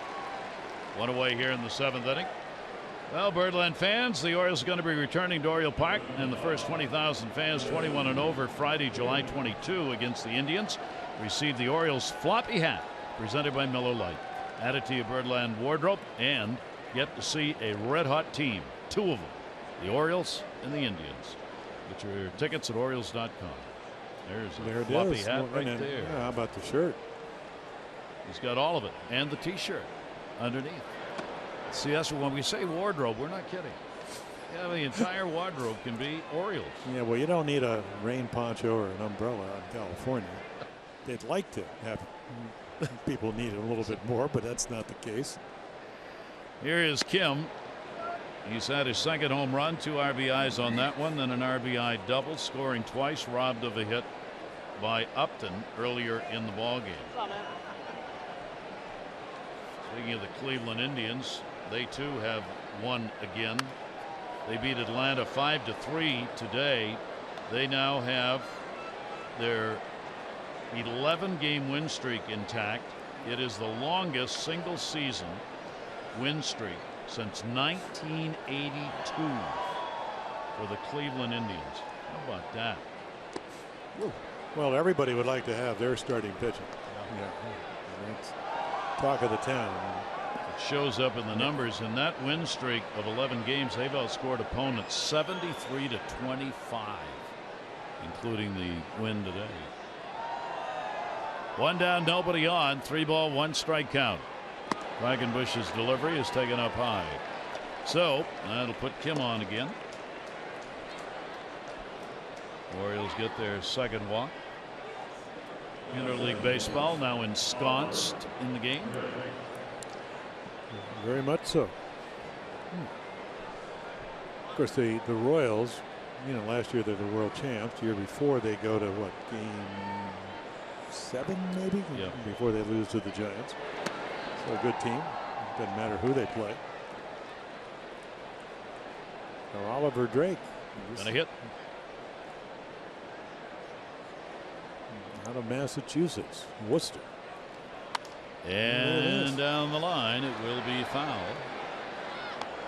Again, 43rd round draft choice out of the Naval Academy.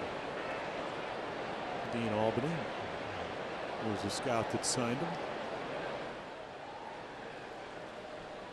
Drake with an 0-2 count from Quackenbush. And he will take the pitch for a strike. So he'll head back. Quackenbush his first strikeout.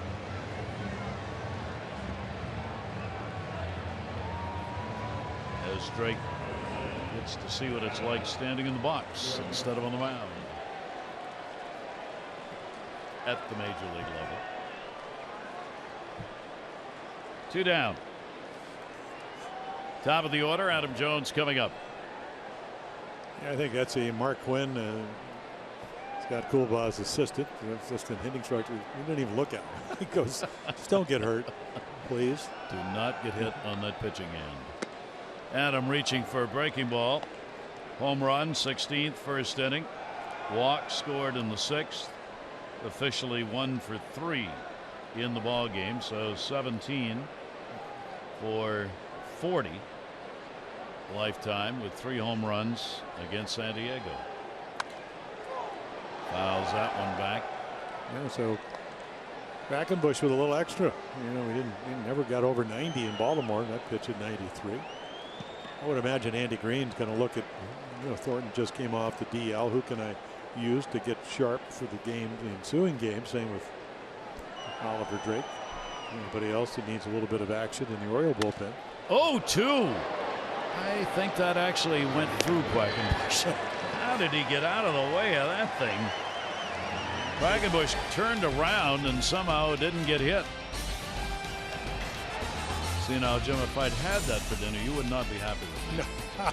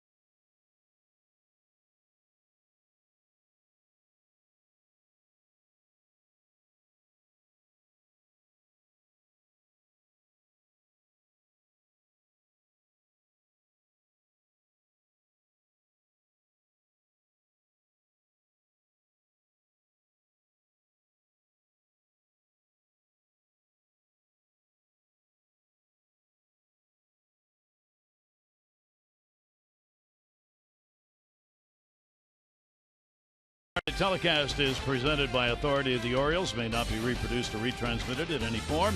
Counts and descriptions of this game may not be disseminated without the express written consent of the Orioles. Oliver Drake working for the O's here in the bottom of the 7th inning. Ramirez 0 for 2 is grounded to Hardy twice. This time he's going to go to the gap. Adam Jones giving chase with Trumbo. Adam cuts it off. It'll be a double. Stand up for Ramirez to lead off the 7th. Yeah, 9th year the Orioles have seen him. Nothing really ever changes. Great high ball hitter. Came up, spent his first 8 years with the White Sox. And again, it's just a fastball in the middle of the plate. And if Adam doesn't cut it off, again, 90 in the belt high in the middle of the plate is pretty hittable at this level. it's a triple. It turns a potential triple into a double by running and cutting it off. Shrimp comes to the plate. He has grounded out, flied out. Padres' fourth hit, towering pop-up that's going to end up back into the seats for a souvenir. San Diego a chance to get a run. They are 1 for 4 with runners in scoring position in the ball game. Shrimp looking for his first hit against the Orioles. 0 for 7 on the year. Oliver Drake's delivery to him, and that one's going to miss outside. 1 ball, 1 strike count. Orioles pouring it on with that 7-run 6th inning. It is not. They're high in runs scored in an inning this year, though. They scored 9 against Texas in 1 inning. Yeah, that was a series of what Texas had in a 3-game series, a 5-run inning, a 5-run inning, and a 6-run inning. They would win 2 out of 3, and the Orioles had the 5-run inning and a 9-run inning. It's a lot of work done quickly. Well, you know, Texas, arguably one of the best teams, if not the best team, at least the way they've been playing in the American League. All you got to do is you can take David Price down there with the Red Sox in 2 1/3 innings and 12 hits. Yikes. They can hit a little bit. And the pitch will be taken down low, staying at second base for Ramirez. Number 9 spot due up next. Quackenbush will probably be out of the ball game. Bullpen is active for the Padres. It looks like Jankowski's come on to hit. It's over at the end of the dugout.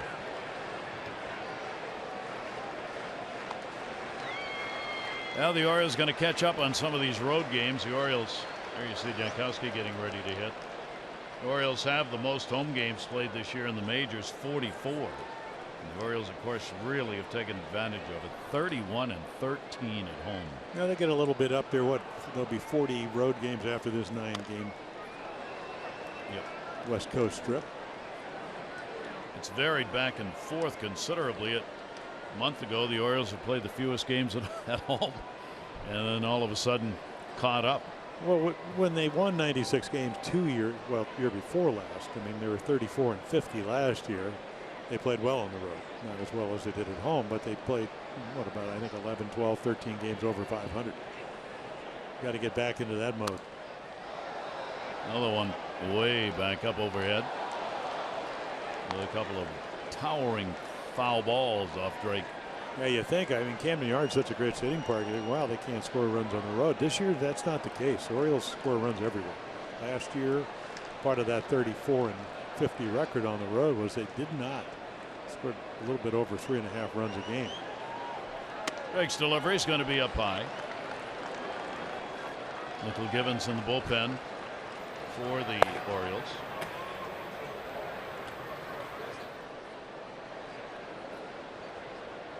Just a 2-game set tomorrow afternoon, and then the Orioles will be off to Seattle for 4, and then down back to California, Los Angeles, to take on the Dodgers. And that's outside. And that's the last thing that Drake wanted to do in this kind of a ball game. Well, on Saturday, July 23, the first 20,000 fans 15 and over at the 7:05 game against Cleveland are going to get the Orioles batting practice cap. Replica cap features the cartoon bird on the all-black cap, worn for the first time by the Orioles during batting practice. So get your tickets for it. 888-848-BIRD or Orioles.com. There it be. 2 on, nobody out, 7th inning. Travis Jankowski at the plate, pinch hitting. Jankowski's put up some very decent numbers in limited chances. Well, in Baltimore, he got to play, and he used left field very nicely. Pitch by Drake, inside out, pop up, third base, Manny. This time will not have enough room. He's about to make a friend for life if he picks it up and hands it over. And he does. Look. Oh, and it's got an Oriole cap on. Oh, my gosh. This is unbelievable. They were sitting way back there. They got that ball in a hurry. They got down there well, faster than Manny got over there. It's a game of anticipation. Apparently, this youngster's going to get it figured out. He was about 10 rows back. Jankowski. Oliver Drake staying inside on him. And he jams that pitch foul. 2 on. Nobody out here in the 7th inning.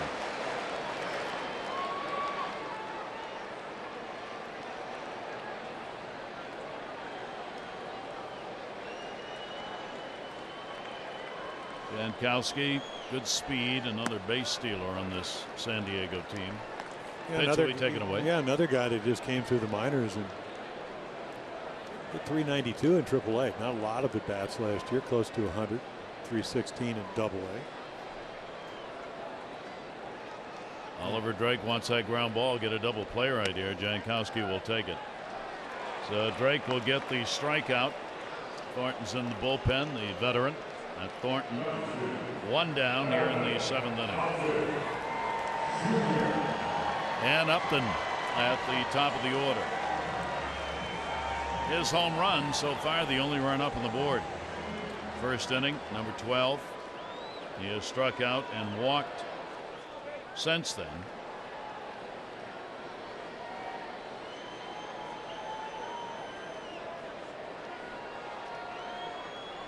Ramirez off second base. Shrimp off first. Ball will be fouled back. Oliver Drake being asked to get through this inning. Keep in mind now, with the Orioles still having the 2 at bats to go, the Orioles need only 1 home run to tie the record for home runs in June at 55, set by the '96 Oakland A's. The Orioles have 3 in this ball game. 96. That would have been, let's see, Eric Chavez, Jason Giambi, that group of guys. Yeah. Fastball at 89. Yeah, I think that's the big difference. Oliver Drake, I mean, he's got the great splitter, but for him to pitch effectively at this level, and he's a big guy, 6'4". He's got to throw the ball, number 1, over and then down in the zone, because the splitter looks like the fastball. So if he's one's up and the splitter's down, I think hitters seem to recognize it. Swing and a miss on that one. Foul tipped, says home plate umpire Tony Randazzo. 2 ball, 2 strike count. Upton. Yeah, the home run he hit was a fastball on a 2-1 count, really almost ankle high. And he smoked it. I mean, he hit it over the back wall here off the hitting backdrop.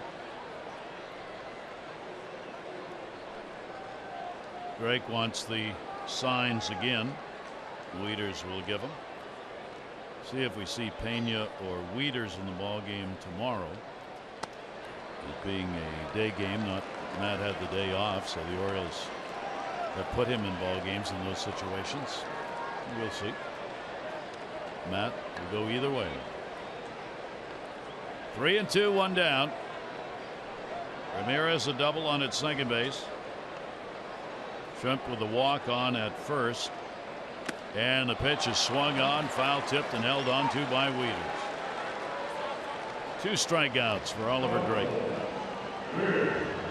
Yeah, if you watch the games at Baltimore, even though Upton's having a pretty good year, he did not get to the fastball, and he was late early on in this count. And what do? They come back with 89 and throw it right by him. You can see he just couldn't catch up. So Drake coming back after the first 2 got on to get 2 Ks. And now Myers. A couple of walks, and he has struck out.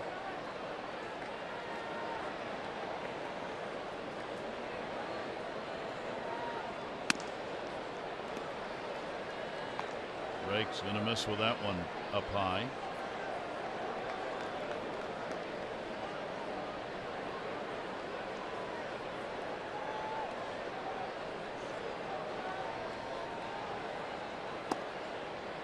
That one you'll get the call on. Brought it down just enough.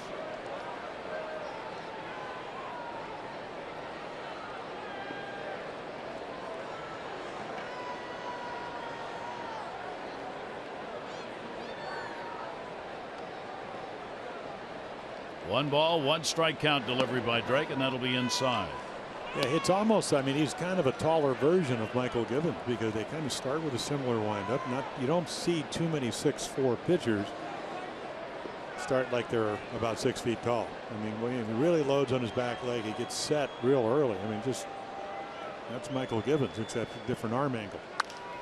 In the air to right field. Trumbo's going back at the wall.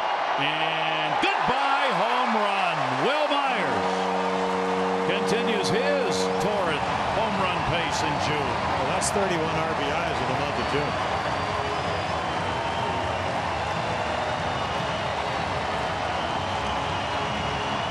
So 11 home runs, 31 RBIs, and that big fly is going to get Buck Showalter. Again, I mean, it's just 89, really good, strong, young hitter. He thinks it's almost like he put his head down. He thought he popped it up. Started today 8th in homers in the league. He's now got 18 on the year. Also among the leaders in RBIs now. He's got 53. So Drake forces the pitching change. Michael Gibbons will be coming in. It is now an 11-4 game.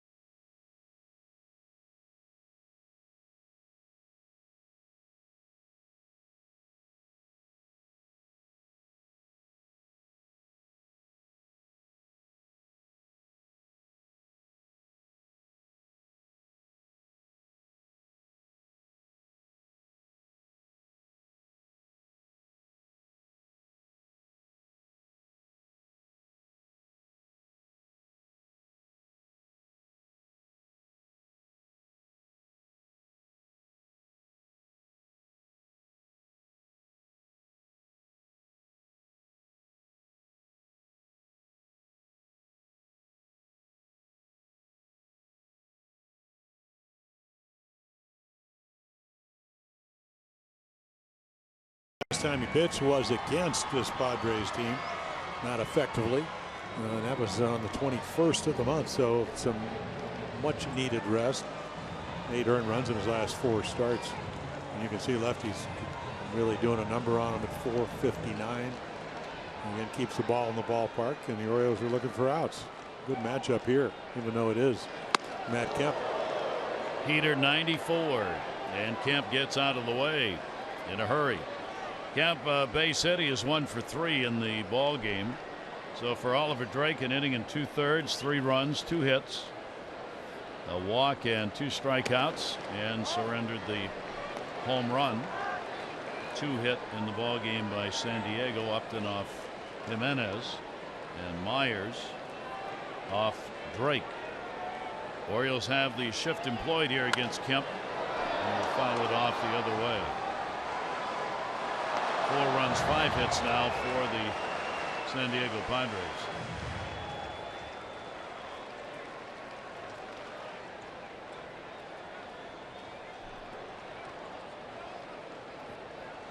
Gibbons delivery, and again well located, late on it, off the end of the bat, and foul. So Will Myers now in 25 games this month. He has picked up 31 hits and 96 at bats, 9 doubles, 11 home runs, 31 RBIs, 22 runs scored, leading the National League. in June, in RBIs, in extra base hits, and in home runs in the National League. 3-2 delivery on the way. Ground ball down to third. Manny Machado at 360. And knew he had time. And did. We completed 7 here in this one. 3 runs, couple of hits, no errors, nobody left on base. We go to the 8th. 11-4 O's.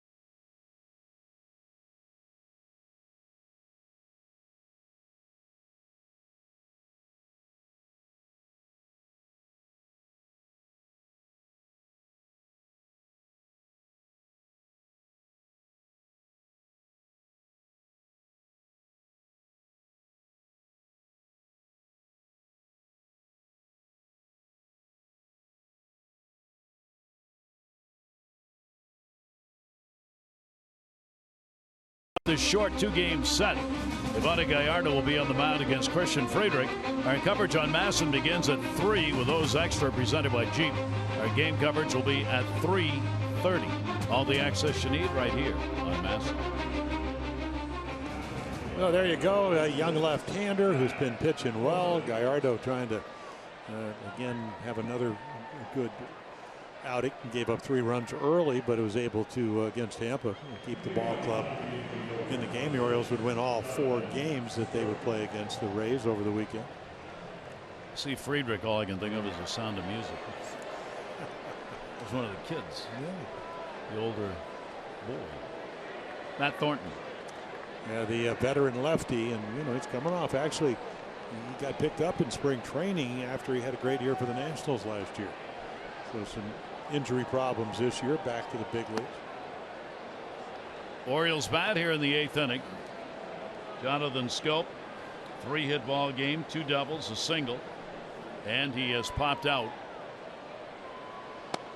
Scope just keeps adding to the numbers, closing in on the 300 batting average, 10-game hit streak.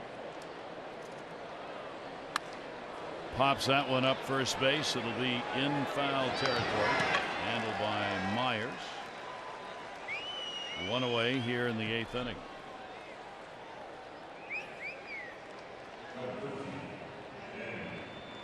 Quackenbush worked an inning and a third. He gave up 2 hits. Had a walk and a strikeout, no runs. Yeah, Matt Thornton will turn 40 in September. I mean, he's been pitching first full year in the big leagues, 2005. Velocities dip a little bit. He used to throw 96, 97. He's had some outstanding years. Manny Machado will take a strike from him. For Manny against the left-handers, 333. 10 points higher than against right-handers coming into the ball game. And reaching, fouls that one back. 2 RBIs on a base hit. Set 2 singles, 2 for 4. 15 hits on the board for the Orioles in the ball game.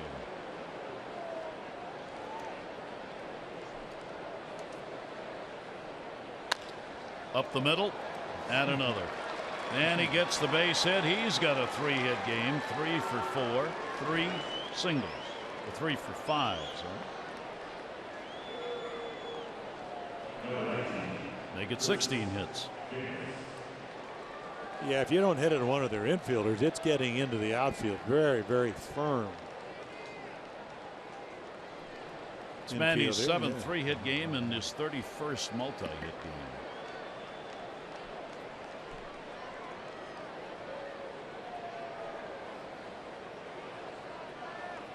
Chris Davis. He rockets one that's going to tail away from Upton. It's going to hop.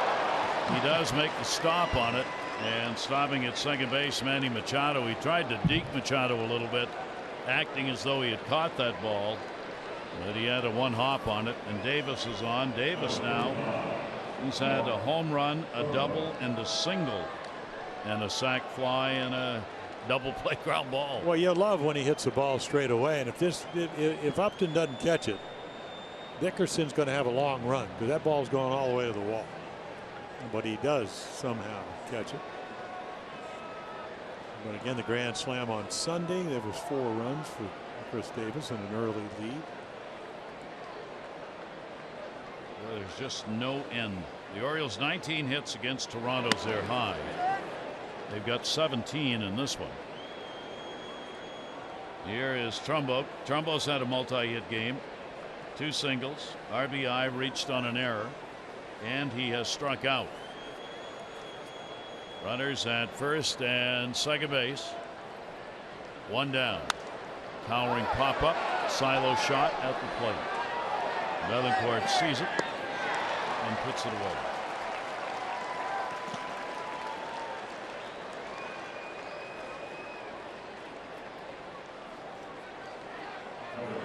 So Thornton gets the out, and he'll get a new baseball as well.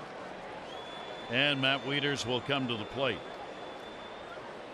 Matt with a 1-for-4 base hit, run scored. He did that in the 7-run, 8-hit 6th inning for the Orioles.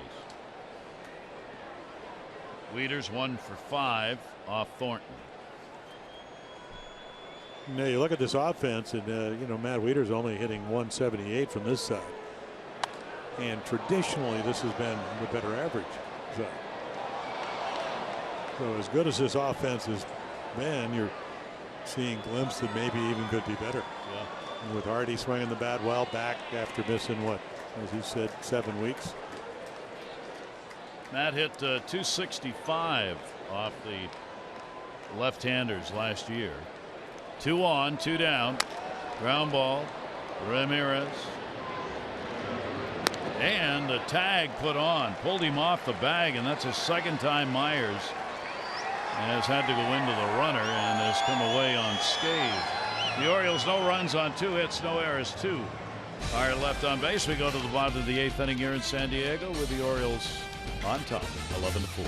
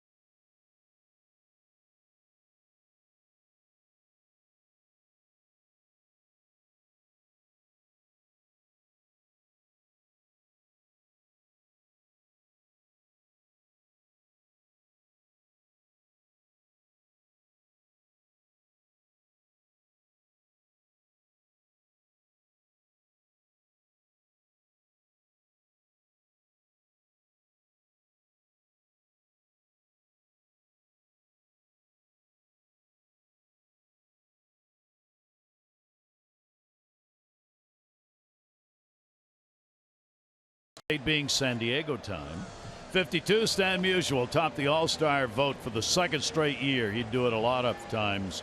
2010, Ubaldo Jimenez. How about it?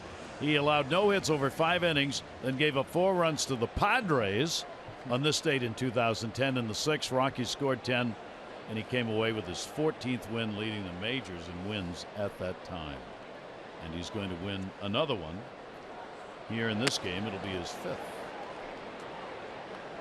There he is, watching the end of the ball game. A run on 3 hits over 5. He walked 4, struck out 5. Ingevis Solarte will take the pitch away. Solarte's 0 for 3 in the ball game. Roy Rickard has come on to play in right field. Trumbo out.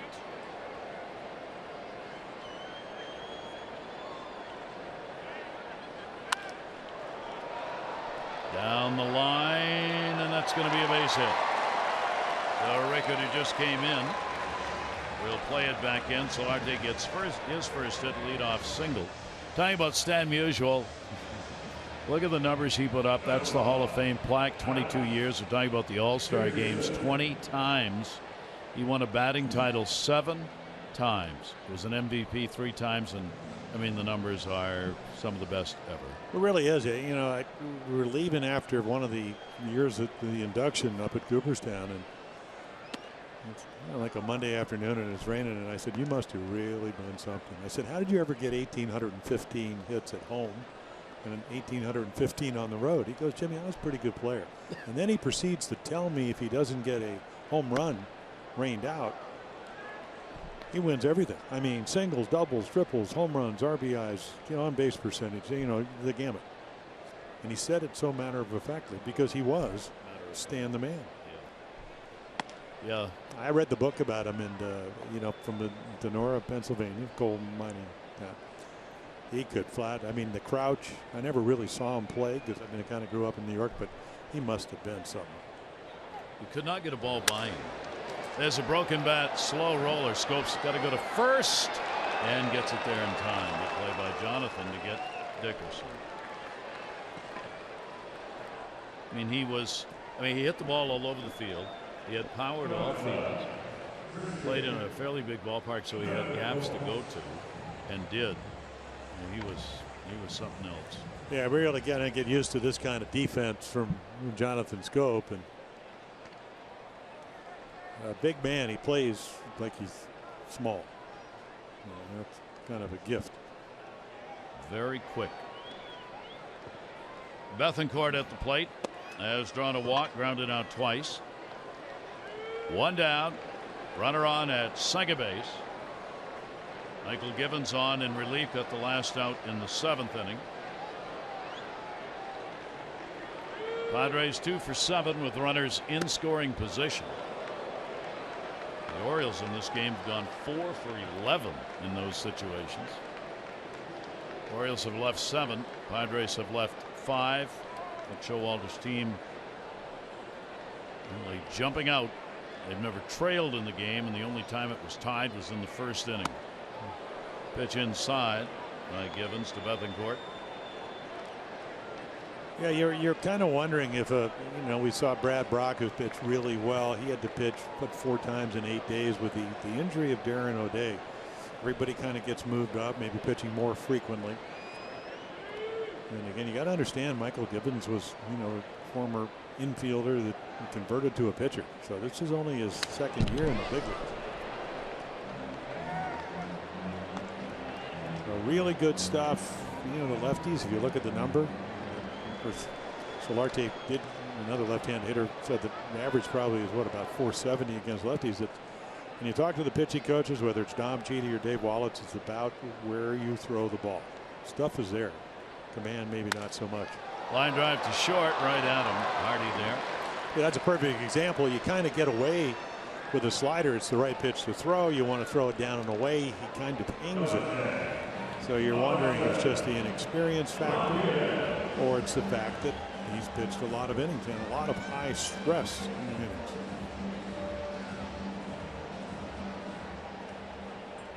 Yeah, there's part of that, of course, if the Orioles can continue to put up the kind of numbers they are in the win-loss column while O'Day is out. More power to him for when he comes back. Well, the injury he has, the hamstrings, is, it's a kind of a rare. It's up underneath the rear end. I mean, it's, earlier in his career he was talking about he had it, so it's a little bit harder to heal that, and then hope that they don't aggravate it somewhere down the road. And that's why they will wait, especially with the Orioles continuing to win, just to be sure, take the extra time. Ramirez a double and a run scored. He is 1 for 3.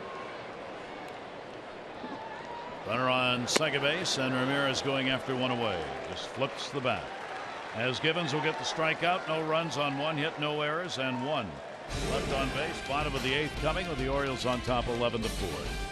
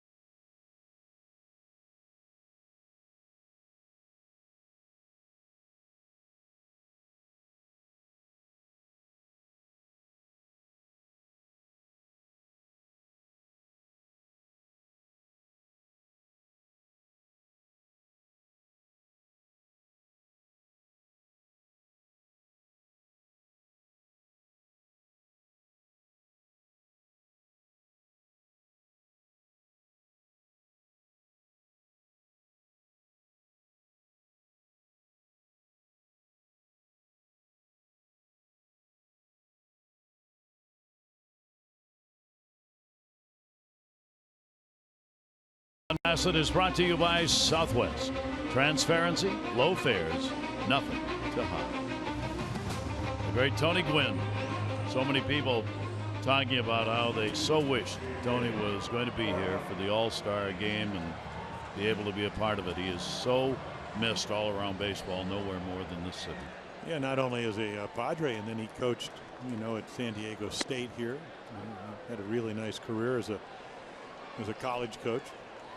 Such a 8 batting titles. We talked about Stan the Man at 7. Yep. Left-hander's delivery will be taken down low. Orioles batting 9th inning. Hardy, JJ already a 2-hit ball game, 2 for 4, 2 runs scored. He'll reach for that, take it to right field. Kemp, who is fairly shallow, doesn't have to go very far to get it. And Jankowski came in. Yeah. Well, the 7-run. Orioles 6 got Kemp out of the game. Rest him for tomorrow. Shift will be put on against Kim. Big night for him. First multi-RBI game, 3 of them. Home run, his second. A double. He's drawn a walk. He has been on base 3 of the 4 times up and could easily have been on all 4. Upton made an outstanding catch against him in his first at bat. Slicer. Wow, just fouled. Just missed. Yeah, just imagine. He hit 28 home runs last year in Korea. I mean, normal year for him. 16, 17, even though earlier on in his career he hit 23, 24. And you can see about 4 inches foul. Already doubled down the line. So what all of a sudden, whether he feels more comfortable and starts hitting some home runs. He got around on the one he hit here. Now you talk to most hitters, and especially a veteran, because he is only 28. They go, you know what, you hit home runs because you get to know the pitching. You look for certain pitches to hit. And what if that happens for Kim? Yeah. I don't know if he's not going to be like Trumbo we just saw, who was born big. Well, here's the other thing he does, Jim. We were talking about it. He doesn't strike out and he draws walks. He does not go after bad pitches. That's the second walk he has had in this ball game. Yeah, you know, for a guy that comes over, and we talked about spring training, 0 for 23, and everybody thought, oh, you can throw the ball by him. Really haven't seen that. I know when Matsui came over, and he would have some terrific years for the Yankees. He said the one thing that they just threw a little bit harder and they had more life with the fastball, especially the two-seamer. But it seemed that once spring training started, Kim has become much more comfortable hitting that pitch. Givens up, gets an at-bat. It'll be swung on and fouled off. Visit MASSonSports.com/CareFirst. Vote for tonight's Care First Fearless Player of the Game. Good luck. Live fearless with the name trusted for over 75 years. Care First Blue Cross Blue Shield. Take your pick. You can't lose in this ball game. Michael Givens. And a wild cut on that one from Thornton. And he'll pick up his first strikeout. 2 down. Here's that difference we talked about earlier, and everybody talks about that 9 spot. What's happened in the 9 hole for the Orioles? 4 strikeouts and a ground ball out. On the other side, 3 strikeouts. You just don't have that in the American League. Yeah, and because they give you outs, you get 27 of them, you're more apt to get them in the National League. So here is Adam Jones. Adam stands in with the 16th home run, a walk and a run scored.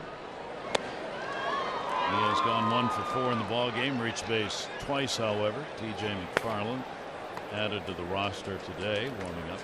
Adam has now been on base 16 consecutive games. That happens to be the 4th longest streak coming into the day. Altuve, Brian Dozier, David Ortiz were the top 3. Altuve had been on 30 consecutive ball games coming into today's play. Adam Jones, an 0-2 count with 2 down. Right back at you tomorrow for the second and concluding game. We will be on O's Extra at 3. Ball game 3:30 on MASSON.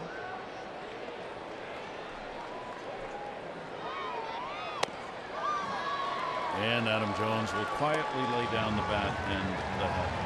No runs, no hits, no errors, and 1 left on base. Orioles looking to wrap this thing up. 11-4 on top.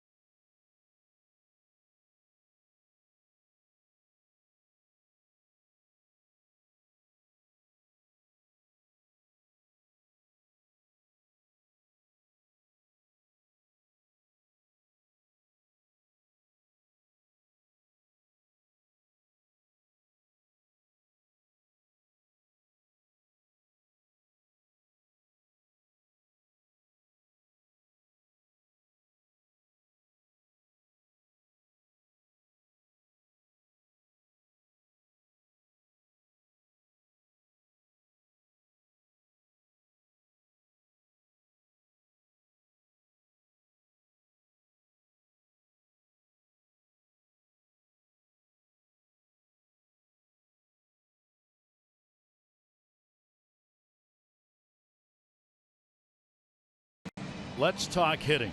This is a bat. Darren O'Day instructing pitchers. Well, he's talking to Michael Givens, who, again, as we mentioned, he was a converted infielder. And he goes, now I know why you're pitching. So, and of course, it's, you know, Darren's well rested because he's been on the DL, so he can, what else you got to do? So TJ McFarland comes on a couple of appearances against Tampa Bay. So there are the numbers. The Orioles need him to get into gear, because again, he can be so effective. Lefty's hitting him a little bit higher than you certainly would like, and you could see ground ball pitcher. Got to live at the knees. So McFarland looking for 3 outs, get it over with. As it will be 8, 9, and 1 due up. Shrimp will take the pitch, and it is inside for a ball. He walked and scored in the 7th inning, 0 for 2 officially. Upton a home run in the 1st inning, a 3-run homer. Myers in the 7th, accounting for the 4 runs for the Padres. 31,515, 31,515 the announced attendance, most of whom went home some time ago.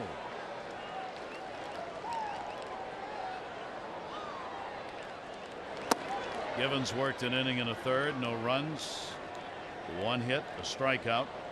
Drake inning and 2/3, 3 runs, 2 hits. The ball to Jimenez will get the win. 5 innings, a run on 3 hits. Ooh, that hit him or the bat? He thinks it hit him. Home plate umpire Tony Randazzo doesn't. Randazzo saying no, a foul ball. Ned really didn't make much effort at just a running fastball, so he thinks he's going to track it, and then the next thing you know, it's hitting him just really in the knob of the bat. Really good angle right here, and we saw that over the weekend in Baltimore. Longoria. I think that that did hit his hand. And he winced, and they're challenging. Well, remember it happened to Longoria, I think, on Sunday, and of course he didn't rub his hand, didn't do anything. That ball looked like it did hit him. Mark McGuire along with the skipper Andy Green. Take a look right here. Right off the back of his hand. It's hard to hit the knob of a lot of bats, and he's an example because a lot of guys hold that finger down below the knob. Well, that was the amazing thing in the Tampa Bay series, where it actually did hit the knob of Longoria's bat. And they're going to send him down, hit by a pitch. So the challenge works. Challenges this year made by managers, 50% of the calls are overturned on a manager's challenge. 50%. If it's an umpire's discretionary review, 30% have been overturned. So the total 47% of reviews result in overturning the call. And you would think that'd be a real number, because the umpires don't have a video guy telling them whether exactly where the teams do. So Travis Jankowski, who stayed on after pinch hitting and playing in right field, struck out his first time to the plate. Runner on at first here in the 9th inning. And McFarland's delivery to him. Leans in, pitches there on the outside corner. Jankowski's had just 23 at bats against lefties, hitting 174. 281 off righties. Upton, top of the order, waiting on deck. Ground ball to second base. Jonathan Scope. First base. Safe. Yeah, not going to double him up. Fielder's choice. Yeah, 71 stolen bases. Second year in pro ball. He just kind of outruns it. Orioles do a nice job. JJ really guns it over. A little extra right here, and pretty close. No challenge, and we appreciate Buck Showalter doing that. Not challenging. That's right. Day game after night game. Let's go. 7-run lead. So 1 away. Jankowski on the first base. Here is Upton. Garland's delivery to him. Upton will take the pitch outside. 11, 17, and 1 for the Orioles. Now 4, 6, and 1 for San Diego. Upton on a cut on a pitch kept down and away. Yeah, nice little changeup. Upton started it off. I mean, he smoked a home run in the first inning. Tied the game after Adam had one for the Orioles. Second base, Scopes got it. No play at first. Jonathan up in the air. Yeah, really. I don't know how much basketball he played, but he timed the leap perfectly. Mike Bordick always talks about it. You got to get your feet set. You got to be in a ready position, right or left. But sometimes you got to go up. Right there, he sets his feet. Boy, it appeared from here, the ball was going to get over his head. So now you're down to 1 out. Telling Manny, how don't you wish you could jump like that?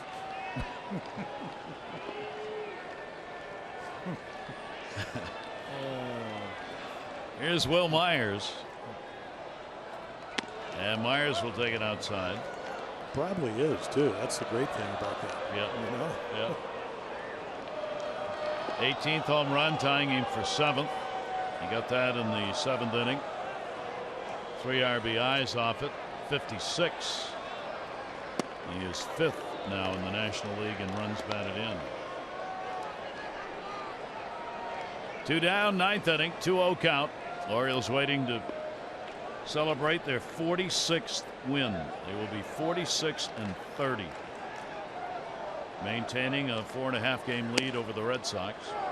That's a heck of a start for a team that was supposed to finish 5th, wouldn't you say? Finish 500 were a lot of the predictions, or well, lower. You're being kind. Yeah, I am being kind. Yeah. I think most teams, they gave him what, 79 wins. That would give you what, 83 losses. Orioles will pick another one up on the road. They'll be 15-17 in road games. It'll be a 6-game win streak for Buck Showalter's team. Farland's delivering. He walked it. So Myers on in the 9th. One more out, put it away. 2 on. Kemp 1 for 4. Picked up a base hit back in the 3rd inning. Yeah, so Adam Rosales, we've seen him over the years. Saw him when he played for Oakland. Rosales hitting for the pitcher in this spot.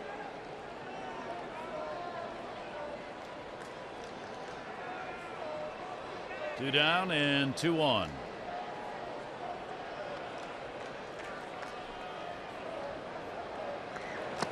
And Rosales will take one, bounces off the plate. 1 for 4 as a pinch hitter. 5 home runs, 14 RBIs, even though he's hitting only 192. 1-0 delivery to him. Yeah, good changeup.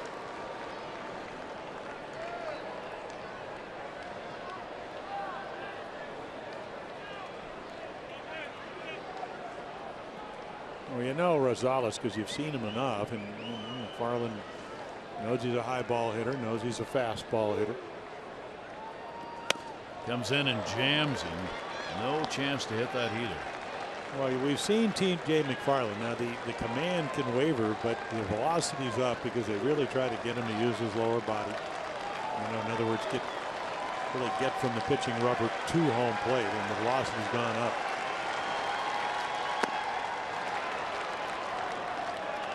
Misses away with it. 2 balls and 2 strikes. Orioles ball club that put this ball game out of reach with a 7-run 6th inning. Jimenez waiting on the bench. We'll get the W. Farland's pitch again is going to be up high. So he goes full. 3 balls and 2 strikes.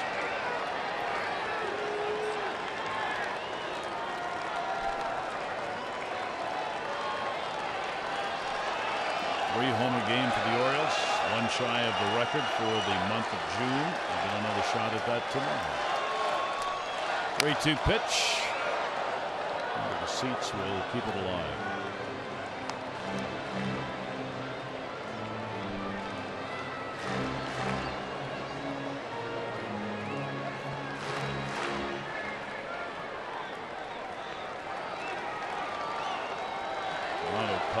finally get going. Long delay. Toronto 7-5 in the 5th. Yes, indeedy. 3-2 delivery. The 3rd, fair ball. Will bounce off the facade out into left field. 1 run scores. Going to go for 2. Throw all the way in, cut off. And Rosales delivers a double and 2 RBIs. Make it 11-6. Well, again, they got another out, and T.J. McFarland runs the count to 3-2, throws a strike. Rosales, he's waiting right over the bag. This time, Will Myers, he airs it out. He's running hard, and then looks like he thinks Hoffman's going to stop him. He just keeps running and get a couple extra runs. Dave Wallace back with the ball club. Out to have a word with McFarland. They don't want to go any deeper into the bullpen here. I think probably what he's saying is you got to make quality pitches.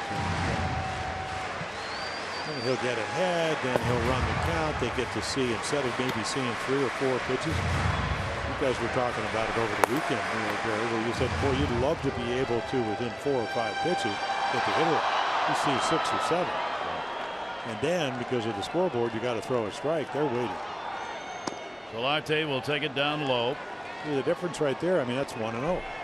You throw the same pitch around. They're basically saying against a sinker baller like T.J. McFarland, make him bring the ball up. Well, if you throw strike 1, all of a sudden they can't take that borderline pitch. You throw ball 1, now they can look for their pitch. That's hit hard. That's going to be a base hit. Kim's going to have to chase this all the way to the wall. Rosales will score. It's another double. Solarte has his 2nd hit. He gets an RBI. And it's 11-7. Well, we saw this in Baltimore when they were down 6-3. And they put 7 runs on the board. You need an out. You need to get it. Can't do it in the middle of the plate. And this ball smoked. And Manny's hoping that he can flag it down. Kind of like the bullfighter down in Tijuana. Solarte's 23rd RBI. He's hitting over 370 now, right-handed Solarte is. And here is Dickerson, a base hit, 1 for 4. 7 runs, 8 hits for the Padres. Alex Dickerson added to the roster today, starting left field. Solarte off 2nd base. And the pitch one is down low. And you know Buck Showalter is over there going, this is getting way too close. A potential tying run at the plate, even if there are 2 down. End this now. 1-1 delivery on the way. And McFarland will miss away 2-1. Well, you came into the inning and 11-4, and your closer's up now along with Despaigne or Zach Britton. That's the last thing you wanted to do. Even though I guess off day maybe get a couple of tosses, but seems to be unnecessary. Yeah. 2-1 delivery will be fouled off. So McFarland, 2-ball, 2-strike count. Despaigne has been up a couple of times now in the game. Showalter really hates doing that. Despaigne warmed up for a long time in the middle of the ball game.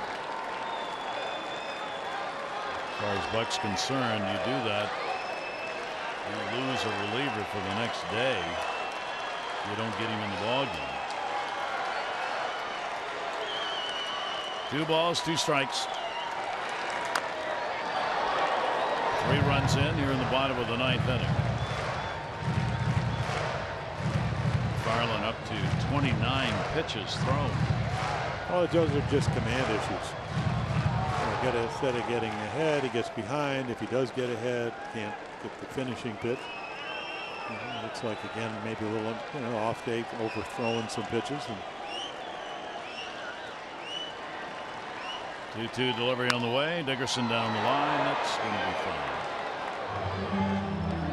Not giving up at bats here. Dickerson battling.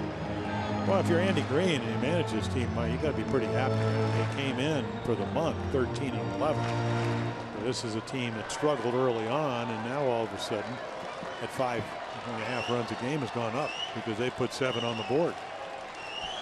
2-2 delivery again, and he got him, and that's the ball game. So McFarland will get the strikeout to end it, and the Orioles come away with a win here in the first of 2. Outfield, all involved. Kim, Jones both had home runs. The quiet, disconcerting end. Mark Trumbo, he had an RBI and a couple of hits in the ball game. The Orioles putting up a lot of them. 11-7 the final. Game 2 coming up tomorrow, which is the final game of this set. Gallardo will be on the mound against Christian Friedrich. Our coverage on Masson will begin at 3 o'clock with those extra presented by Jeep, and our game coverage will be at 3:30 tomorrow. This has been a Masson presentation.